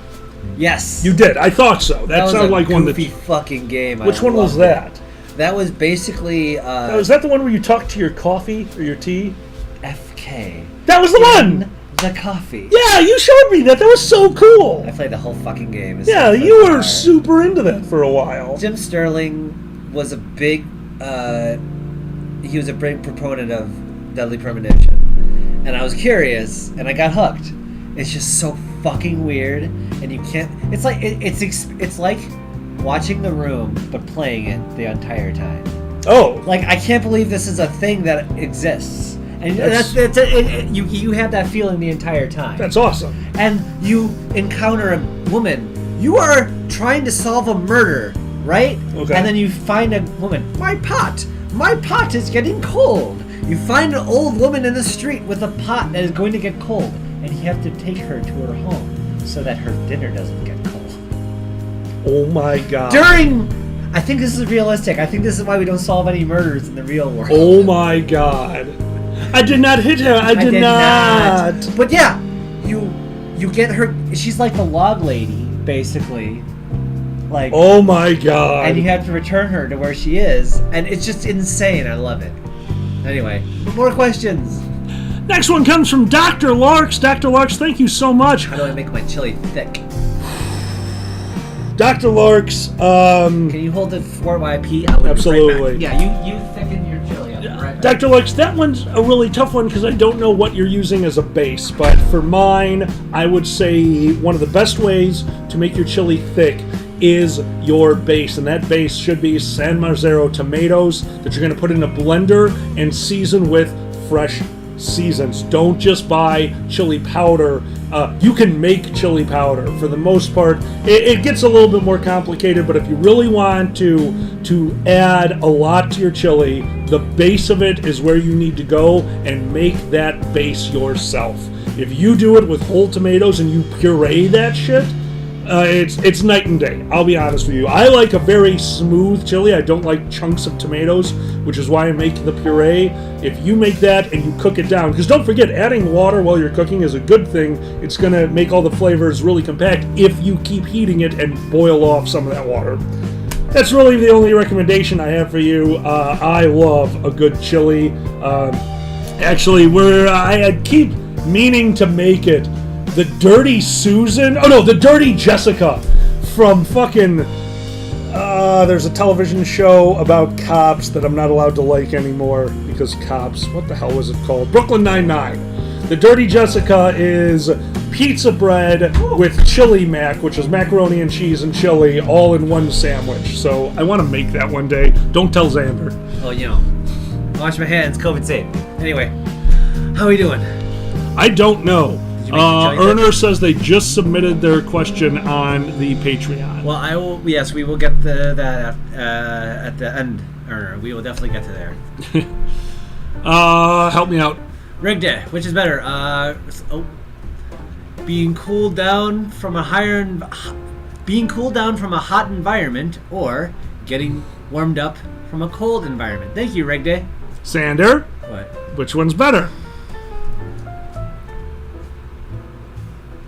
Xander just wants to stay hot all the time, and then he tells me that I'm the weird one. That's what's going on right now. That's why he looks like that. I'm trying to decide. I can't decide. What about you? 100% getting cold from a hot environment. Well, warmed up then, yeah, okay. I guess that, Being cooled down from a hot environment all day. No, It's the best. Warmed up. Oh, good. So we can keep the environment cold, and then you can crawl into the warm bed. See? Perfect. We figured it out. Now we can have a relationship. You tropical dragon.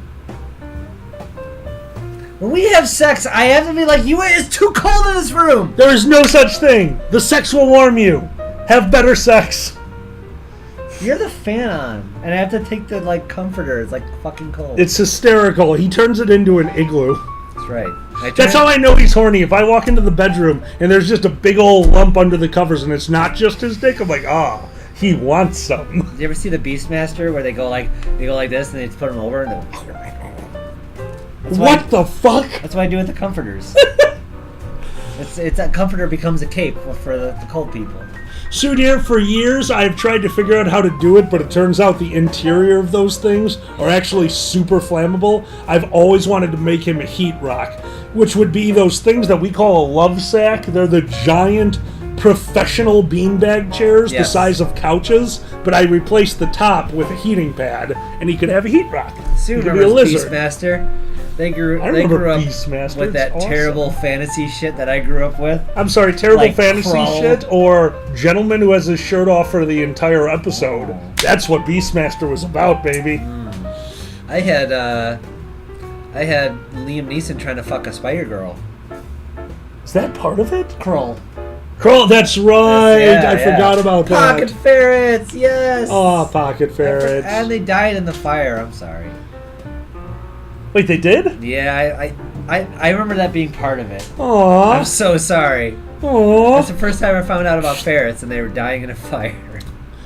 Xander used to own a love sack. We will say bro. this. It is a feng shui nightmare. That is what we used to call it. The feng shui nightmare. If you can find a place for it, it's great. Oh, yeah. No, we used to cuddle up on that thing most nights and watch a movie. It was wonderful, but it was just a sack of shit in the middle of the room when it wasn't being used. If you have a large TV and just yourself, and you put the love sack there and you flump back in the sack, it's just the best thing in the world. Second best thing in the world. Okay. The best thing in the world was when I was sitting on the couch, you had just woken up to watch TV with me, came out and flumped on the love sack without realizing the cat was already laying on it, and you shot Mia into the air. She landed back on the love sack and zoomed away, and I didn't have to deal with her for 24 hours. Oh, I forgot about that. That was hysterical. I made you breakfast. That was hysterical. I forgot she got lunched. And straight up, how the fuck did you manage to go straight up, straight down, run? Oh. Right when we socialized her again. Yeah. Yeah, me too, Shelly. Mia was a damn good house pet. You know why? Why? She left us alone until we were stationary, and then she was like, hey, you gonna be sitting there? You may pet me 3 times. No more! She would come to the office like, what the fuck are you still doing in the office? Come back to the living room so you can pet me again. Oh, that's right. The living room was her sanctuary. Oh, absolutely. Well, you know why the office was terrible. There's a fan in it. Oh, it's true. I'll never understand. The Vietnam fan. Your cat and her hatred of fans. Oh, it's the best. Alright, that's the end of the rum and cokes. Okay. We have more questions. Next question. Oh, thank you for so much. By the way, thank you all so much for being here. We're going to take a quick moment. We're going to announce this again later, but don't forget, today in 1 hour and 40 minutes, Uncle Kage will be having a stream on his channel. After Uncle Kage's stream, we're not exactly sure of the time. We think 8 p.m. Eastern. Hold on, I'm actually going to look this up because I feel bad. Where did you go? Oh, that's a good question for Alkali. Where did you go? Yeah, okay. 8 p.m. He told me 8 p.m., so I'm going to say 7 p.m. Central. Boozy will be on with some convention. Camp Tiny Paws doing a some kind of a game. He's actually going to be playing a game. That's tonight. And don't forget, next weekend is IFC Online. The weekend after that is Megaplex Online, both of which myself and Xander will be taking a part of. We miss you guys too. Know our times tentatively for now. Yes, we have tentative times. You for now. Read the next question. Yeah. Oh, hold on. I have the time right here. On next weekend, Friday, from 5 to 6, this is all tentative, 5 to 6 will be me and Xander doing Dragon Show on IFC from... Oh, hold on. Thank you, Richter. Yes. I don't know if these times are Indiana time or my time. I'm going to guess Indiana time. I'm going to guess Indiana time. So 5 or 6, guys. Yeah, so 5 or 6, 5 to 6 Indiana time. I'm sorry. Yeah, 5 to 6 Indiana time will be the Dragon Show on Friday. Thank you so much. Okay. Oh, Richter, we used an entire bottle of rum, which, by the way, I don't think she's here, but thank you so much to QM for the recommendation. We're using a 12-year-old rum right now, and it turned into one of my favorites. Richter Rat, thank you so much for the donation. Thank you so much. Yeah. Now, once again, I think this rum would have been better for sipping, but it is damn good in a rum and coke, and quite frankly, I wanted to get rid of the bottle because my booze bottles have been multiplying again, and I need to not be that. We have more $10 patron questions from Patreon. Tyro Thunderdome, what do you prefer being stuck in, traffic or lines? That is so tough. That is so tough. It really depends on who's in the line with me, I guess. Because in traffic, I get to listen to my music, but in lines, I get to talk to people. So I don't know. I'd say traffic more often than not, because I do like my music, but I do like talking to people. A line of traffic, it happened. A line of traffic where you can open your car window and talk to the person next to you about the horrificness which is the traffic jam. There you go. I hate being in lines more, especially at the grocery store, because I have to pay more attention to people around me. In my car, I'm safe. Yeah, that's true. In the grocery store, any idiot can come up to me. And thank God, I think the last time I actually went to a grocery store was like you got mad at me. It was a long time ago. I wasn't thrilled that you went. Oh, well, yeah, I thought it was safe. And then I found out people running around like, I don't feel safe. I tried. Long story short, when all this was starting, I did a quick grocery trip just to get some stuff. And I was like, there's way too many idiots around, and I got back. So that's why I do all of our shopping. Yeah. Yeah, Shuk and I agree with that. Yeah, it depends on who's in line and whose line's with you. Totally. And yes, it also is nice to not worry about crashing into people. Yes. I agree. Tekel says, please invent a religion that can double as a shitpost. Okay. Well, there's only one religion I can think of. What's a religion that is so dire that I am describing the religion without saying it, so I have time to think of an answer. Yes, that is what I'm doing. Xander's not helping me think of an answer. From your made-up religion, that's much more... Wait, oh boy, this is getting dicey. I think I know it. What? We have a religion because what is a religion usually centered on? Religions are usually centered on a being of omnipotent power. And a really cool guy. And you need a cool guy. You need a cool guy, but first we're going to talk about the being. So what is the being of near omnipotent power? And I think it has to be Clippy. Clippy.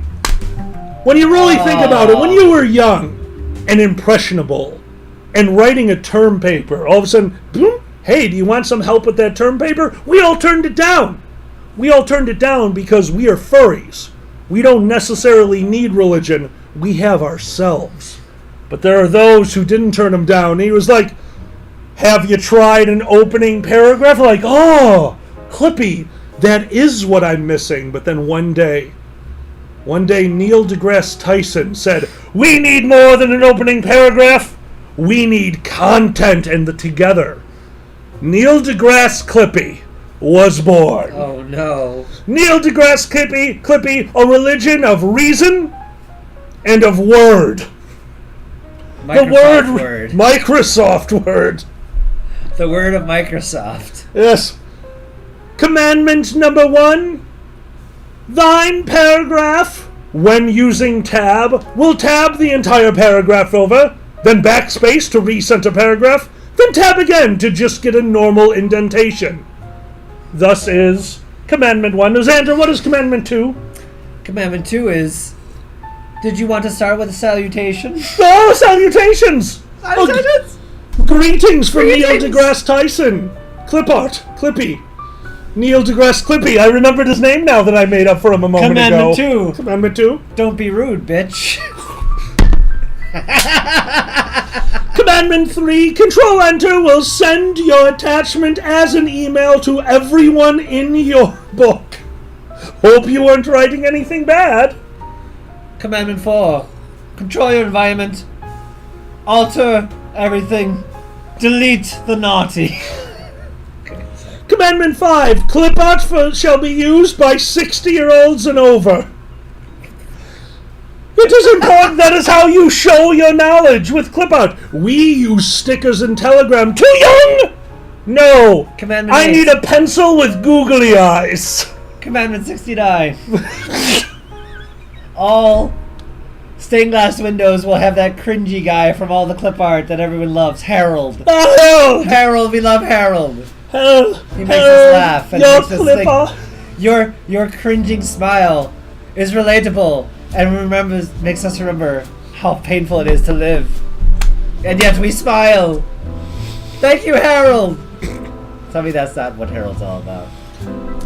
Commandment 7. Thou shalt understands what happens when you push the insert key. Wingdings. Very important. Wingdings is 10. Don't go to 10. Don't skip to 10. I'm sorry. For the insert key is the bane of your existence until you realize its existence. Simply say you believe in the insert key and be set free. I don't know about you. Growing up, using Word, if you would accidentally hit insert and just start typing over everything... Oh, it fucked all your shit. The only way as a kid who did not understand computers was to save, restart the computer, and start again, and would happen constantly. Fuck the insert key. It's a lesson we all had to learn. Yeah. I didn't restart the whole fucking thing. I restarted the whole computer every time. Overtyped. Yeah, see? Shally feels your pain. Overtype was the worst. Alright, commandment number 9, and then we can do wingdings, you jump aheader. Commandment number 9. 9? Brunches at 2 p.m. That's it. There will be mimosas. Or there will be death. It's a good commandment, and finally... It keeps people in line. It does. You need to keep people in line. And a blood ritual, of course. Well, the blood ritual is obvious. That's how we get rid of Clippy. Oh my god. It's the only way to turn him off permanently, because he would randomly turn himself back on. It's true. And finally, commandment the 10th. Wingdings. Wingdings! That's it. Oh. That's all you need. You just need wingdings. Just don't type in 911 or you might have unlocked the future. Right? Wasn't that always a thing? Wait, was it? People always said that wingdings predicted the future because it was like predicted 9/11 or some shit. Oh my god. Because, you know, the internet. Oh, the internet. Oh, the internet. Oh, conspiracy theories. They're so fun and terrible at the same time.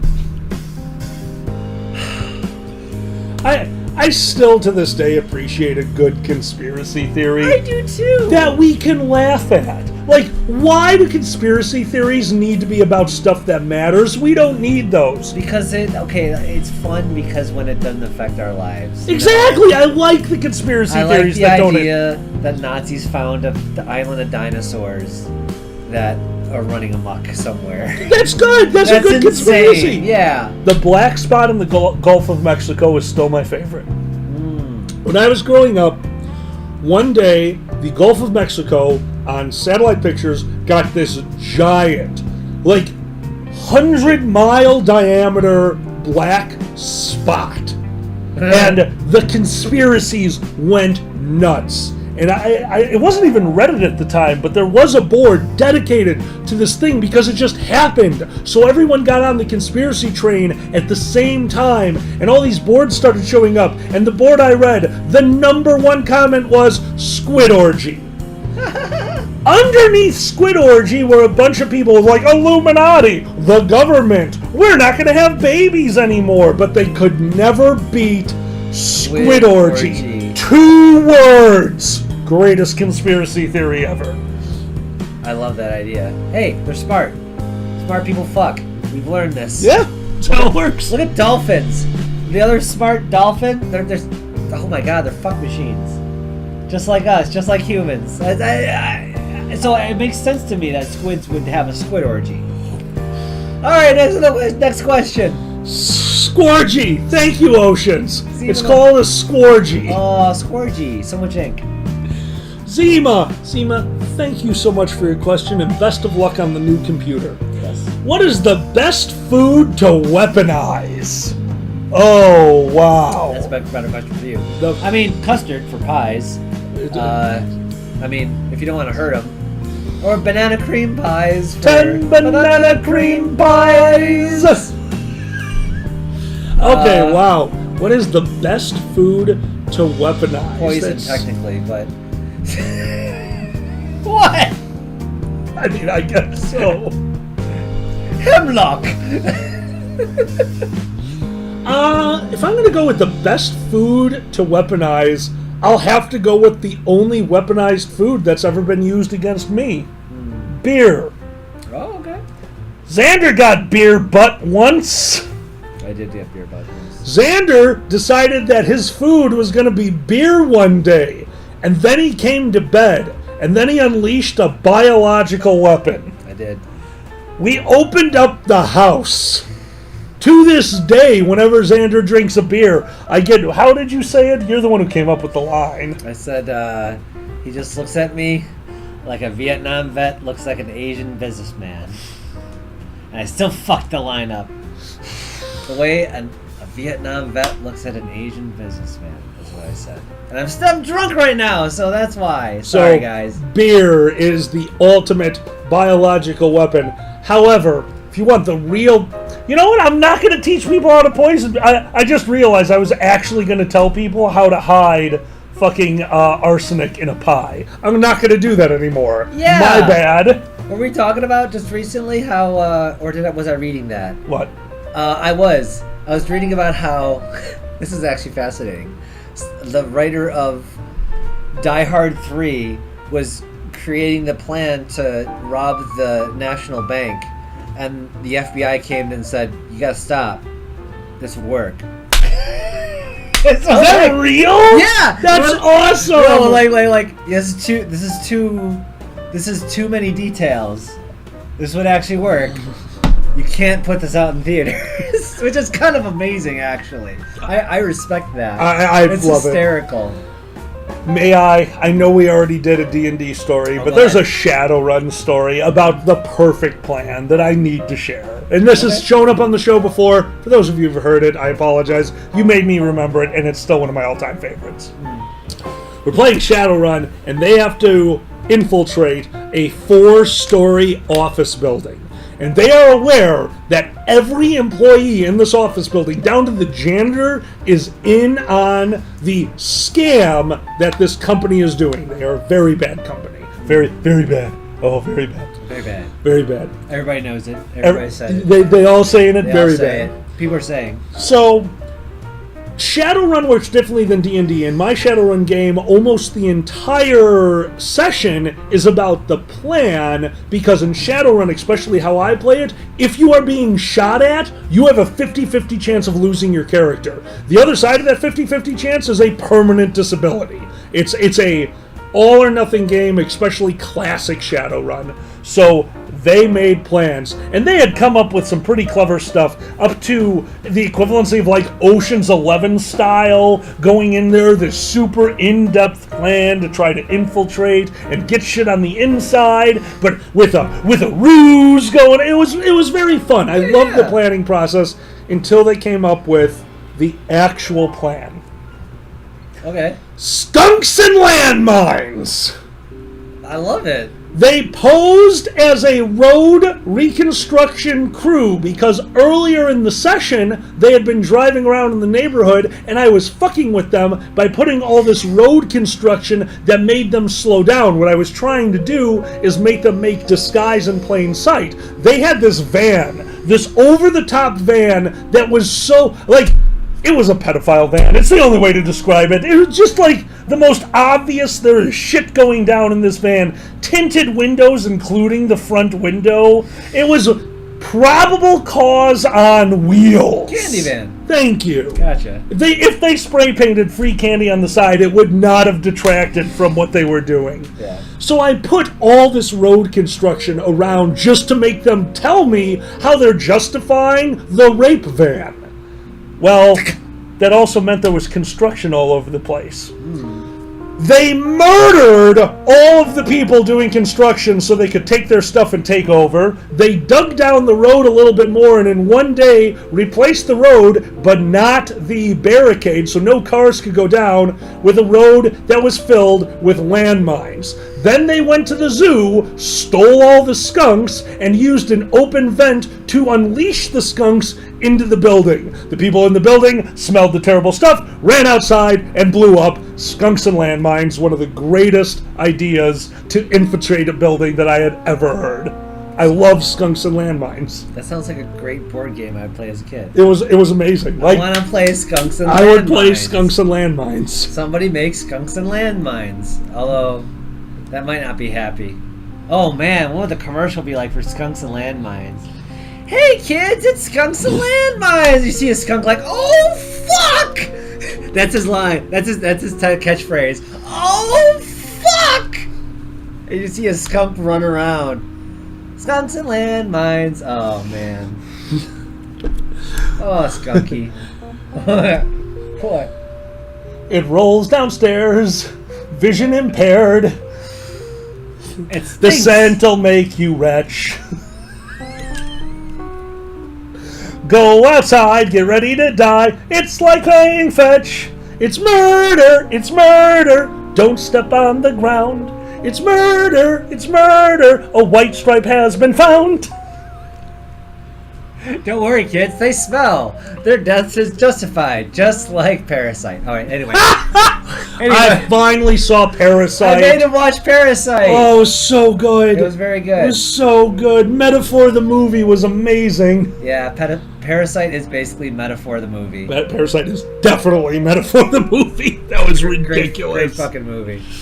Check it out if you get a chance. Alright, next question. Pup Sins. Hello, Pup Sins. We were just talking to you. I'm moving my first own place at the start of October! Yeah. Congratulations, Pup! That's amazing!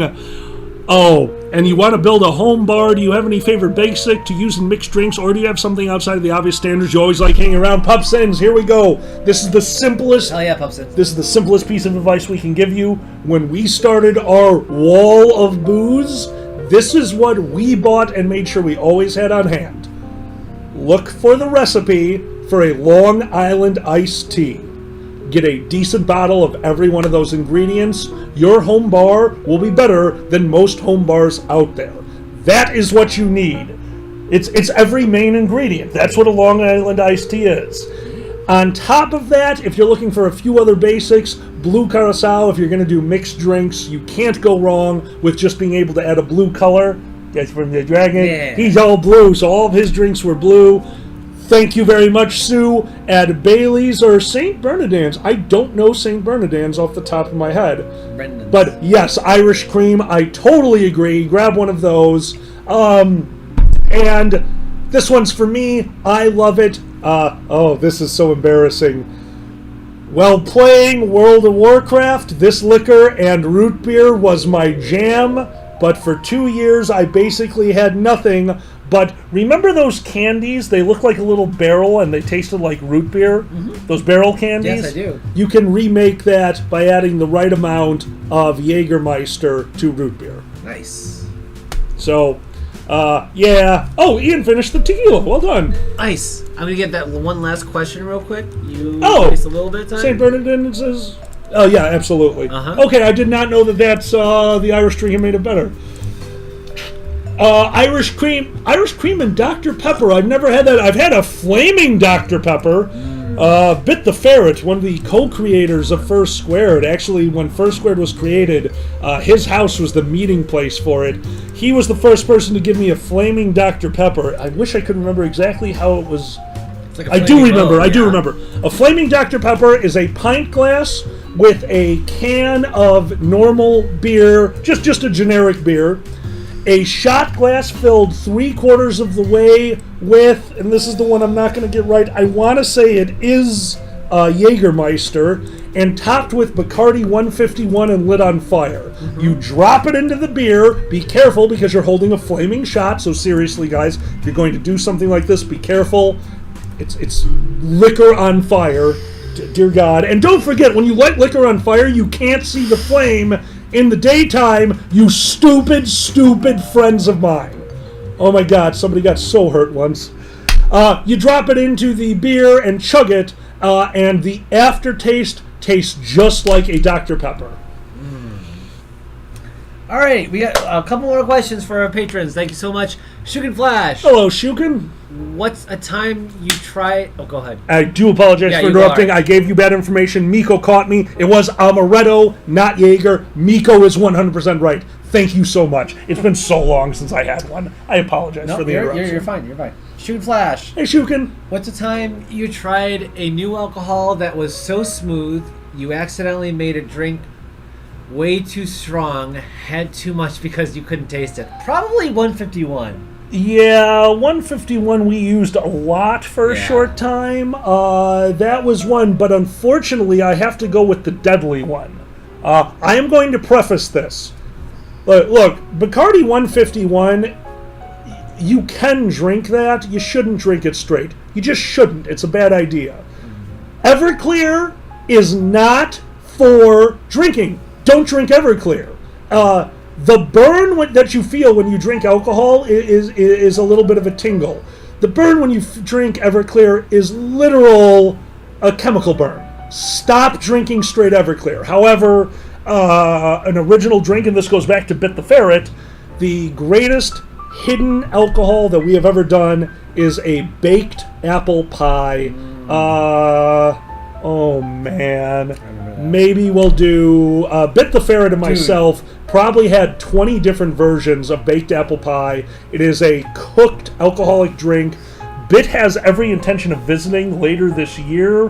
When he visits, him and I worked on this. We will make the original First Squared apple pie drink, and we will put it out there on Cooking with Alkali. The only one who actually surpassed it, and because he did a great job, is Odie. Odie is the only one that I've had his apple pie that was smoother than the one Bit came up with. I have to ask a question. Is it furry? Is it you guys who started the whole apple pie thing? Because you guys were the first one to start, you guys made a shit ton of amazing apple pie drinks, and I started, everyone was doing that. I don't want to take credit for starting it, but we were part of the group that did it at the beginning. Yeah. We did a lot of apple pie. When we started drinking, the one thing that you realize as somebody wants to entertain is look, I love tequila. if I had a choice in drink, it's going to just be sipping a glass of straight tequila. If I don't want to have that much, I'm going to have tequila with soda water and a twist of lime. I'm not that big on a lot of the flavored ones, but furries are. So we learned, and honestly, sometimes you just need a big batch of alcohol, and that's where apple pie shots came in. Yep. You just made a literal jug of it, a gallon, with leftover to taste. God, did we taste a lot of it. Shukin, yes, 151 is no longer available. Didn't we they still bring have a it little back? bit. I'm not sure. You would know more than I. I want to say they finally brought back 151, but it might be a little less than 151 now. But once again, look, all that aside, the main thing I just want to say is please stop drinking Everclear, and don't drink 151 straight either. It's just not a good idea. It's not. I get if you want to be drunk, but do it the right way. Enjoy the build-up. I don't know what else to say, guys. It's really bad for you. Don't do that shit. All right. This is coming from Alkali. All right. Yeah. If I'm saying it, you know it's not good. All right, hold on. Really quick, back to the chats before we go to the. Go ahead. It's right there. Tequila question: do you use Kabi Wabo? Kabi Wabo. Gabby Wabby. Hold on. We're gonna get this every time I fuck up. This comes a little bit closer. I'm fine with that. Okay. Do you use Cabo Wabo in your mixed drinks, or is it a sipper? I know you like it, but I'm not sure how to get the most out of it. Okay, Pup Sims. That's why I like Cabo Wabo. Cabo Wabo is at a flavor point that I do love using it as a sipping tequila. That is my normal, I'm just having a drink and done for the night. But that being said, at the price point that Cabo Wabo is at, it makes an unbelievable mixer, and I don't feel bad about putting it into a mixed drink. So is Cabo Wabo a mixing tequila? Yes. You may absolutely use that one as a mixing tequila. Anything above that, I'd say, is a sipping tequila. But it's just the perfect from both worlds. It really is. And we have one more question. Yes. I wanted to get one more chat because I thought go ahead. yeah, because we do only have one question, and then we have to only. I gotta pee again. Oh, go ahead. Okay. We're talking about booze, and you don't thank drink God. as much as I do. I have to pee more. That's why I don't drink so much. Yeah, I get it, dude. I smoke more. Stores makes a 160? Really? I didn't know that. Oh, yes.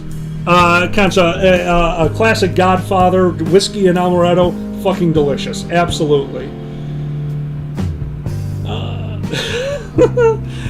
Beans and boars, don't worry. We all go a little overboard on our liquor every once in a while. There's nothing wrong with sours. That's the beauty about drinking. Figure out your own limitations and stick to that. I like a good straight alcohol because I can sip on that and enjoy it for the rest of the night. But don't get me wrong, it's not like I'm not drinking water between every single drink. You know, I have to convention. And you guys make fun of me non-stop when I convention while drunk as hell. Ian, I do not know what a chocolate Tootsie Pop is. Please let me know. And the last one on the drinks is I do enjoy a nice whiskey. Dude, whiskey's anything like that, absolutely. I like a good sipping, just booze. You know, sometimes you do get, we don't keep a lot of shot glasses out in the open at the house anymore because necessarily the alcohols that we drink, you don't want to take a shot of it. Sometimes you just want a drink.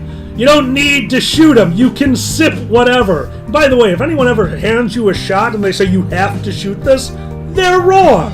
Drink your drinks the way you want to drink them.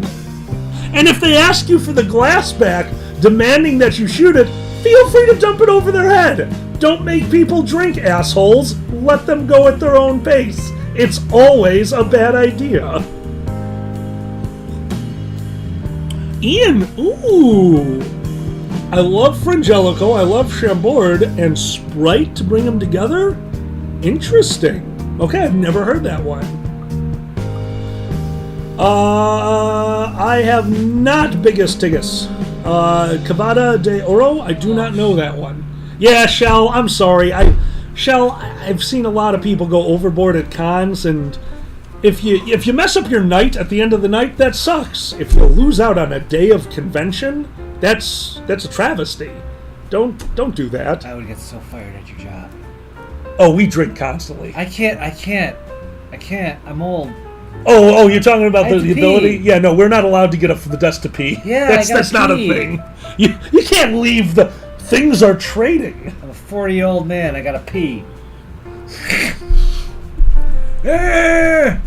Anyway. Oh, biggest anything that is a sipping booze, you got me, unless it is Malort, or unfortunately, I no longer do Rumplemints. Oh, I actually like still. We don't have any anymore, do we? I got it out of the house. Yeah. No, don't get me wrong. Rumplemints was one of the boozes I started off on, but you guys got me out of that because of oh my God, what's the game that I don't run anymore? Get drunk. Lupus and Debula.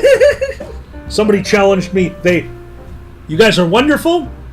A fan brought me a small bottle, not airplane, but a smaller bottle of Rumplemints for Lupus and Debula, and challenged me to a drinking contest while playing Lupus and Debula, and I finished 3/4 of the bottle during Lupus and Debula, and now I don't drink Rumplemints anymore. Oh man! Actually, it's every once in a while while brushing my teeth, I gag. Oh no! Yeah. Are you serious? That's why I like the whitening toothpaste, not the mint toothpaste anymore.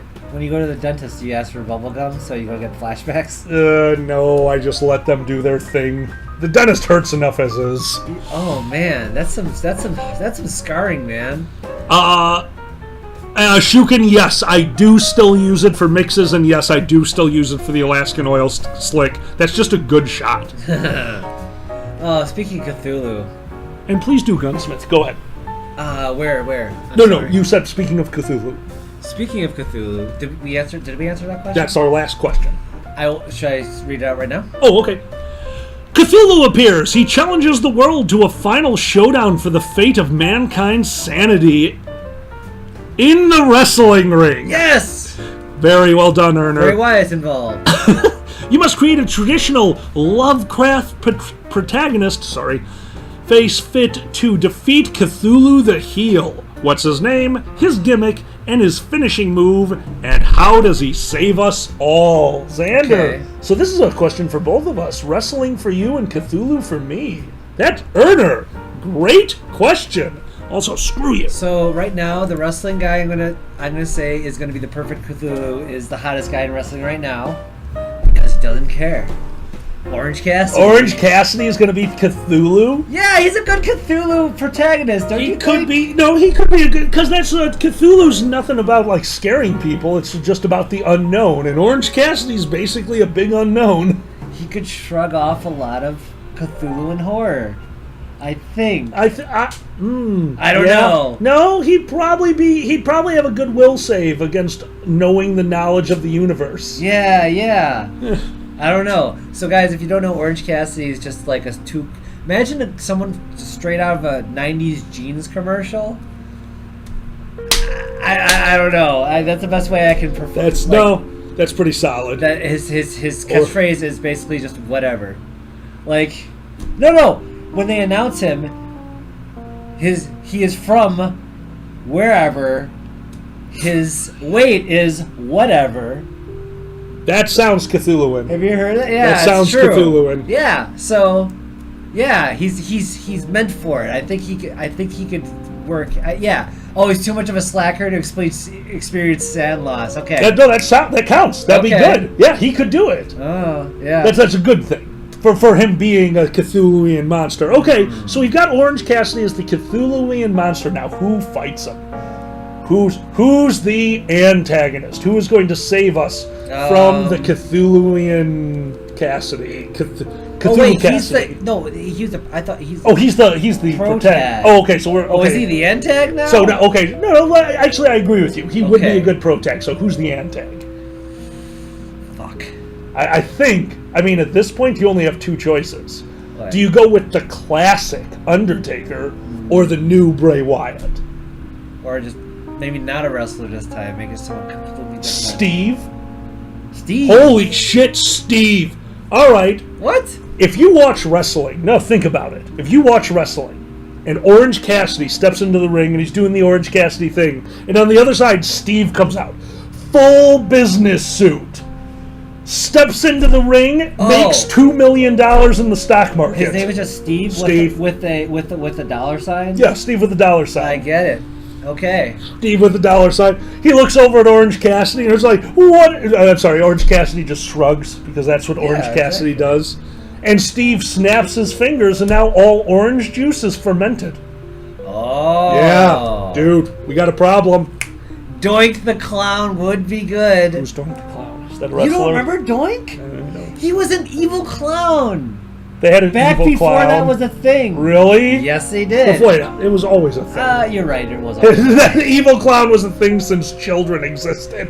There was a thing called good call, Alejandro. Doink the Clown was way ahead of his time. He was just like a really. Yeah, he was an evil clown. He was creepy. Cool. Yeah, he was really good actually. Okay, we could take a Doink the Clown. Yeah, all right. Yeah. So we got Doink the Clown versus Orange Cassidy. Just imagine he's basically Killer Clowns from Outer Space if it was a wrestler. I mean, I like Killer Clowns because from Outer he had Space. no rules. He could make.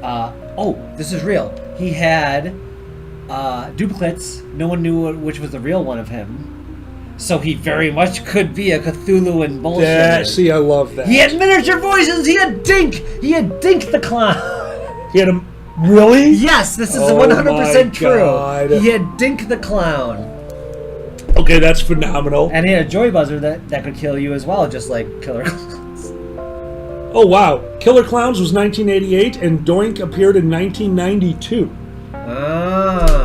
See, yeah. Love Killer Clowns. So in other words, yes, So because good. WWE can't get original ideas. This is very true. They, real quick, stupid trivia for people. If you ever heard of the wrestler Edge, he first came out. He was based on Blade. Edge, Blade. Oh my god. He came out to fight vampires.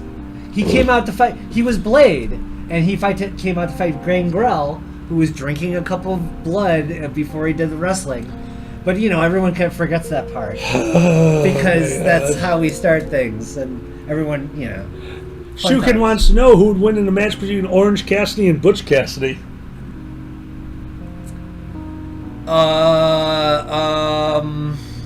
Fuck. I'm gonna say Orange Cassidy's gonna check his text messages and just accidentally dodge out of the way of Butch Cassidy's bullets. Awesome. And then the police are just gonna fill him full of bullets because that's what they do. These things happen. Just like the movie. These things happen. Stop Just rioting. like the cops. Yeah. They were resisting and shit, so you get it. And Ghostly Lurker, yes, I forget which member of the Insane Clown Posse, their child is a furry, and they came to MFF, and the member of Insane Clown Posse was at MFF, and that's when I realized help me out, what do you call an Insane Clown Posse fan? They have a term. Juggalo. Juggalo, thank you. That's when I found out that Juggalos are actually woke as hell. Am I saying it right? Woke as... Yeah, sure. Whatever. Sure, okay. Woke is a weird term. It's usually used fucking sarcastically, honestly. It's fucking weird. I don't know. Exactly. I don't know old. enough about terminology to not take it unironically. Okay, let's just say they're cool. Yeah. They're not dumb. I was shocked. It's actually pretty fucking cool, and then it's pretty badass. So good for them. Yeah. Fucking. Especially when, look, here's what it comes down to, Maybe when I was younger, I'd be like, meh, Insane Clown Posse fans, meh, we're furries, look how much... No, we're furries, guys. I had to get over it when I realized that I was down on, what were they called, bronies at first. I'm like, oh, what is this? What? How awful. How awful of me to do that. As a furry, I'm like, meh, I'm going to put on my head and pause and make fun of those losers. That's awful. So yeah, I try not to judge groups anymore until they do something stupid like, swastikas. Yes. Until they do that, I try not to judge. So yeah, fuck yeah, whatever they're called, Violent Jays, Juggalos. Please, we are not boomers. We are not even Gen Xers, if that. What the hell are we? Why? Dragger can help me out with this. Are we millennials? We're not millennials. We're not millennials. We're Gen Yers, or I think we're technically Gen X. Dude, if you want a good fucking laugh, look up Revolution X, the arcade game, playthrough.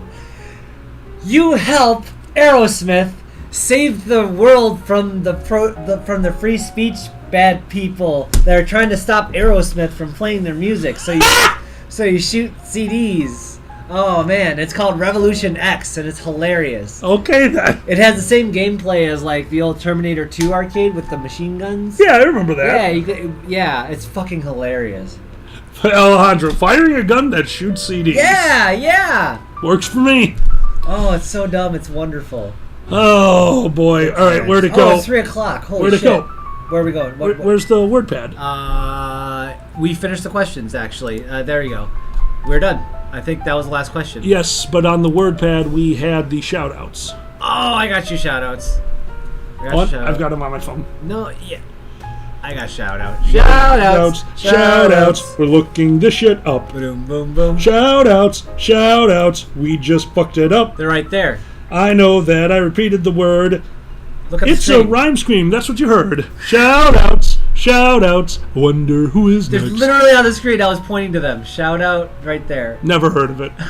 Guys, people who give us $5 a month on Patreon have a chance for a shout out when we do these things. So we're doing it now.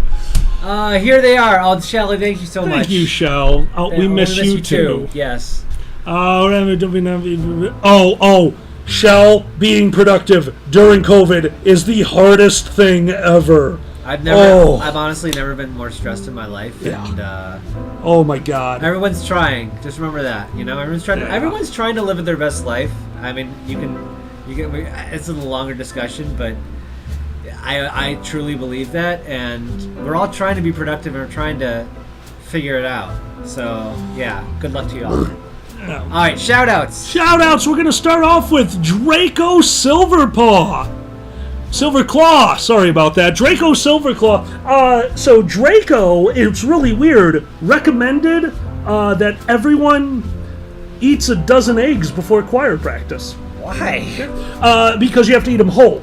So you hard-boil eggs before choir practice, and you eat those eggs. You just like a duck, just so a dozen eggs are in you, and then you go to choir practice. This is what Draco does on the weekends. So, by the way, Draco, thank you so much for sharing your voice and eggs with everyone. Yes. And then he goes up there and he starts singing the 1912 Overture. Just singing it. Da, da, da, da. This might not be the 1912 Overture. I'm wrong. Is it that this is tell? That's how it ends. And then when he hits the high notes, here I go, I shoot an egg, and here I go, I shoot an egg, and here I go, I shoot an egg. This is how I shoot my eggs. Shooting, and that's a dozen eggs. Oh, Draco. Tell me that's not performance art. Absolutely. He turned into Birdo. Dude, that's how Birdo was created. Draco Silverclaw is the inspiration for Birdo. If you listen to Mario Brothers 2 very carefully when you go to Birdo, William Tell is jerking off in the background. Wow. To the song. That's amazing. Yeah. Dude, have you ever tried to jerk off to the William Tell Overture? I'm not. If you do it, you will shoot over the chair. That's why they call it that, the William Tell Over the Chair. It's the name of the song. Can I shoot an apple off your head? With jizz. Yes, please. Thank you, Draco. I don't know what that was, but that was a thing. Holy shit. Yeah, shooting off apple off Alkali's head with jizz. Comedy. Also, Tezcat Magic Jag. Tezcat Magic Jag! That's amazing that they're here! Ditch. An excellent observation, yes. Honestly, I'll be honest with you. Tezcat Magic Jag has a pet. One of those murder hornets we've been hearing so much about. Oh, yeah. You hear about the murder hornets? Absolutely. And that murder hornet is so annoyed because people are judging him by his name. He does not murder. That murder hornet learned. Starting this. This is happening. That murder hornet. That murder hornet. This is what happens when I don't perform for a while. That murder hornet learned from Kevorkian. I'm done. You talk. Murder hornet Kevorkian. The fucking fan is on. I can't light it. Oh no! Everything sucks. I will fix it. The Murder Hornet from the Hermit murdered Jack Kevorkian. So Tezcat Magic Jag murdered Kevorkian with his Murder Hornet. In Wisconsin. The Murder Hornet horneted the horny Hermit. So the Hermit was murdered by the Hornet, but that's not what the Hornet wanted. The Hornet wanted to help the Hermit, so it's a helpful Hermit Hornet. The Halliburton Horny Murder Hornet? Oh my god, the Halliburton Horny Murder Hornet is hysterical. Who hasn't heard of the Halliburton Horny Murder Hornet from Halliburton? I've heard of Halliburton, but never the Murder Hornet from Halliburton's Horny Murder Hornet that murdered the hobo. But that hobo was hereditarily fucked. Holy shit. Right? I'm done with the H's. Alright. Thank you, Tezcat Magic Jag, and your wonderful Murder Hornet. Oh my god, what is wrong with me? Kaharia Worgen, thank you so much. Oh, oh god. Fuck. We are many things. Drunk is one of them. So, Worgen actually is one of the greatest philosophers of our time. Okay. That Worgen once went to the beach, and it was walking along the grass and then came to the ocean. But there was no sand. How do you have a beach without sand? The Worgen said. But what is sand? Sand is just pre-glass. So Worgen got super drunk and just started smashing beer bottles everywhere in a hope that one day they would revert to sand. Everyone cut their tootsies. There was blood all over the place. I mean, it was horrible, and that's how the ogres came along, because don't forget, blood makes the grass grow. Kill, kill, kill. And then Bruce Willis said that and said, I will write Die Hard. Yeah, that's true. Yeah, absolutely. That's the greatest Christmas movie ever. Yes. Worgen, thank you for the greatest Christmas movie ever. Okay. And then Annie Lennox was like, I'm going to write a song about this shit. I am so out of practice. Guy, I am so sorry. That was the worst shout-outs I've ever done. Oh, we're just talking about the once watery Worgen from Worcester. Go away. Okay. Hey, I made it so you can smoke. Thank you. A thing off camera that is legal here in this state. Anyway. We can do what we want. We're Chicago. Yeah, well, apparently. Holy shit. Oh, yes. Yes, the thing. Thank you guys so much for joining us. And one more time, just to give everyone a quick shout out, in a little less than an hour, Uncle Kage will be doing his wine stream. After that, take a look at the times. Don't forget to follow them on Twitter. But Boozy Badger will be doing a live stream with Camp Tiny Paws. Next weekend will be IFC. The weekend after that will be Megaplex. And keep your eyes on our Twitter. The other convention that we have coming up is Fervana. Oh, yes. All online, by the way. Oh, yes. All online. I'm sorry. Is it Megaplex first on IFC? Dragor, thank you so much. I'm doing this without notes. Megaplex next weekend, IFC the weekend after. Thank you so much, Dragor. I owe you one. Here's a fun fact for everyone. Oh, thank you so much, QQH, Camp Tiny Paws at 6:30. QQH, there's multiple time zones. Which time zone 6:30? Probably Easter. I'm going to guess that, but I don't want to be. I was just wrong about 3 different things in the last 10 minutes. I quit. Sorry, guys. Keep talking. Look up Camp Tiny Paws if you can, please. Where's my ashtray? God damn it. Oh, I don't have it. It doesn't matter. I'll put it in the bottle. Oh, you did it. 6:30 Eastern. Thank you so much, right. QQH. Thank you. And whoever clipped that, Random Torah. Thank you, Random Torah. You rock. Thank you. Holy balls. We finished the questions, I think. We did it. Refresh to make sure. No, we did it. Okay, we did it. We did it. Thank you, guys. Hold on. QQH, are you doing a color along? Color along, yes. We're not leaving. We got a little bit. We're gonna give you guys some time before Kage actually starts to. Here's a random factoid. I hashed into a full bottle of water. I suck. Wasps are carnivores. Wait, what? Wasps are carnivores. Wait, the bug or the people? The bug. Okay. Yes, of course. Wasps. The people are wasps are carnivores. They're like Jesus, like ham. Don't you remember that in the Bible? Yeah, totally. Well, you remember the part of the Bible where, like, Jesus is like, get the fucking ham. Ham. Oh, man. Oh, thank you all for joining us. I think I saw our numbers top out at around 55 on YouTube, and I did see a 15 on Twitch. Guys, we're so sorry that we've been gone for so long. This one's on me. My job is basically declared I am not allowed to have a life, but we found a free day, and honestly, I am terrified about doing literally 2 weekends in a row of con performances when I have not done anything in 2 months. So I have a question for the audience. Oh, what do you have? Would you like to watch Alkali play Rocket Cars?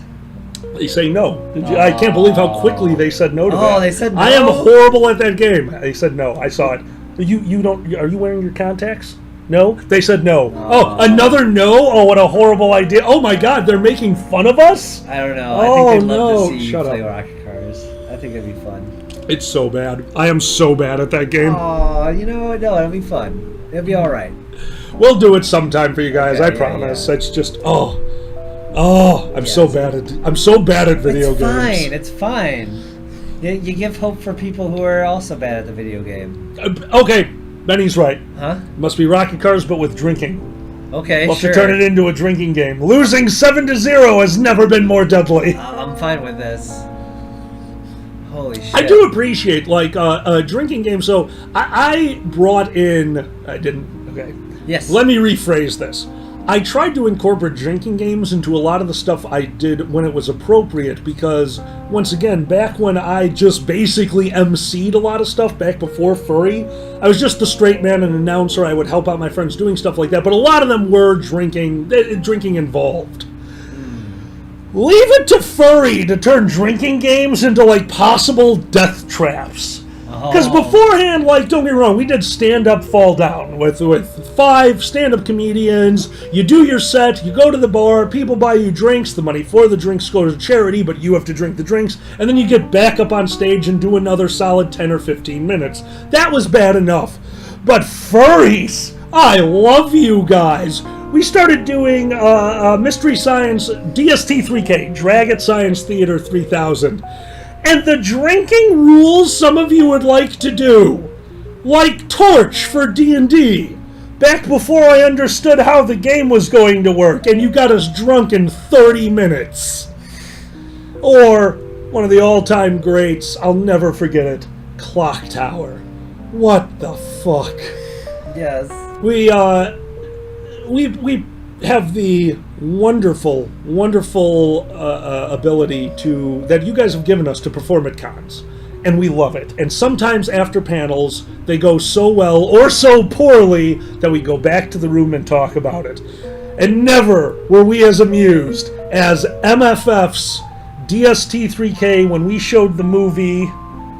Quick and the Dead. The Quick and the Dead. Yes. The Quick and the Dead, because me and him had seen the movie. It's actually a movie that we... I wish I had the recording. Seriously do. It's one of our biggest regrets as that we never got a recording of that one. It was my favorite time we did MST3K. The other one I would love to have a recording of is apparently when Boozy and Chris were doing masturbation, and Chris had to debate against me and just told everyone I was a raging alcoholic. I'd love to see the video of that, Chris. It's gotta be somewhere. Maybe Silver Gatomon has it. Check over at their channel. No, I did. When I found out what he did, I'm like, oh, I'm going to find that. I'm going to yell at you. Yeah. I believe that somehow, throughout the course of the evening for DST3K, the rules came up. Anytime they show the Clock Tower drink, anytime there's a zoom, like a laser zoom drink, anytime a gun is shown on screen, yes, but not fired. Well, ready to be fired but not fired. Drink, and there was a fifth one. MFF. Yes, it was MFF. I don't remember if it was 17 or 18, but I'd say 17. Yeah, Tequila, I agree with you. And there was a fifth rule, and I can't remember what it was. But basically, during the scene of The Quick and the Dead, the scene goes like this. Guncocks? Yeah. Guncocks, that was it. That was it. Yeah, when a gun cocks was the other drink. Yeah. Holy well, shit. The scene was the final show-off of the movie. So we've already been doing this for a good hour. everyone knows this is the climax of the movie, so not only do we have the movie, a pretty fun movie, climaxing in our face, but now we have zoom in on first shooter, zoom in on second shooter, zoom in on the clock tower. By the way, zoom in and clock tower. Zoom in on the gun of the first shooter, zoom in on the gun of the second shooter, zoom in on the clock tower, zoom in on the gun being cocked, zoom in on the first shooter, zoom. The only way to succeed in what we were doing was everyone on stage grabbed a bottle of hard cider, got the lid off as fast as they could, and started chugging while the audience screamed at us. Yeah, because they realized what was happening. Everyone was laughing because they realized it was a waterfall of rules, and everyone was like, ah! It's like, it's all happening. If we had planned it, if anything, it just worked, and it was one of the most magical moments, and I will always thank MFF for trusting me. So anyone from MFF out there, a huge shout out for the insane level of trust that you guys gave me. That was a drinking panel at a non-drinking convention, but they knew that you guys are always good in that. It was for charity. So thank you guys for always being behaved, but MFF, thanks for taking a shot on that one. It's one of my all-time favorite memories with the Dragon Show. Yeah. Random tour we were able to recover. It was just the fucking... It was those face-off scenes. They were, or just the one. Just the one. Especially. Just the one. Just the one especially. The other ones had it, but nothing to where every moment caused another drink. Yep. Everything was covered by the rules. That was the standard bearer. Thank you for that, everyone. Oh, that was funny as hell. Well, we are going to go for about 15 more minutes, everyone, because we do want to give you guys some time before Kage's show. We'll give you about half an hour to go make yourselves more drinks. So before that happens, two things for you. One, what do you want to talk about? And two, what is everybody drinking? Ooh. And three, Xander, talk. I'm going to change the live chat because I'm sure that was there anyway, but you never know. Yeah, no, I get you. I don't understand how the chats work anyway. Because YouTube is a pain in the ass. This is our weed wick. I love our weed wick. Oh, weed wick. It's his hipster wick. Because Alkali can't use a regular fucking flame from a fucking... a plebeian goddamn flamethrower? You need a lighter? A working class flamethrower? Lighters have butane in them. Fuck that. You can taste it. I'd rather light off the weed wick. Or what else did we call it? The dope rope? The weed wick. We've had a few good names for it. Alejandro, if I had the ability to cast flame, oh my god. Simon Belmont's flame whip? I don't know. It kind of reminded me of that. Mio Van Me. Topic: cooling down without an AC at 90. Dude, you're not doing it. Meditation. You just forget you're hot. And ice on your wrists. Oh yeah. Don't forget, that's where the blood is closest to the skin. And head. Ice on the wrist. Head too, because you got a lot of blood vessels up there. Fun fact: I actually tried to get into cold showers. I could not get cold enough. You couldn't do it. No, I got as cold as our shower gets. Oh, you mean you tried again? I don't think our shower it's gets too that warm cold. right now. It's too warm in Chicago. Exactly. Yeah. Yeah, it's about as warm as it gets. Pepper was the one who broke my brain. Pepper lives out in somewhere in Arizona, and he was saying that his tap water is like 60 degrees in his house. That's crazy to me. Oh, I keep almost ashing on the floor. Anyway. Yeah, but yeah, it's good for you to take cold showers every once in a while. It's a hard thing to do, blah, blah, blah. It's a thing. Don't worry about it. Oh, Shukin. Oh my god, I remember that shit. The block of dry ice and a fan. Oh, yeah. I have an honest question for you. Do it. Have you ever tried to meditate in your entire life? Yeah, I ended up scheduling an entire convention. It was not meditation. I do not know the difference between meditation and building a schedule. There is no difference to me. I cannot not build a schedule. What the fuck? You always have to be scheduling. ABS, always be scheduling. That is the opposite of meditation. That is exactly what meditation is for. Running a convention. The entire point of meditation is to only pay attention to your breath, so you're thinking about nothing else but the current situation right now. The current situation is I needed a schedule. That is the opposite of meditation. Current schedule was needed. That is the opposite of meditation. Right now I'm scheduling. Holy fuck. It's how it works. It is not. That is the opposite of meditation. You would never Guys, I'm succeed never at City gonna- Skylines. God. Oh my God. So the answer is no. Okay, Maybe I yes. understand. You've never meditated. your Auto entire bullshit life. syndrome. Holy fuck, you are broken. All right, guys. We need other things. Oh, by the way, there's apparently a market for you punishing them because everyone's like, "Punish me, Alkali." Wait, what? Earlier, they were like, "Punish me, Daddy." Like, holy shit. Oh, my daddy again. Yes. Come on, guys. Look how young I look now that I don't have the gray beard. No, they were. They were like, "Punish me, Daddy." You had said something, and I was like, "Wow, you've tapped a vein." Oh, I'm so sorry about the lack of City Skylines. Once again, I am on a split schedule of work. The fast version is 1 week I work my normal schedule, and those are the weeks that I get real sleep. The next week I work a overnight. It's not okay.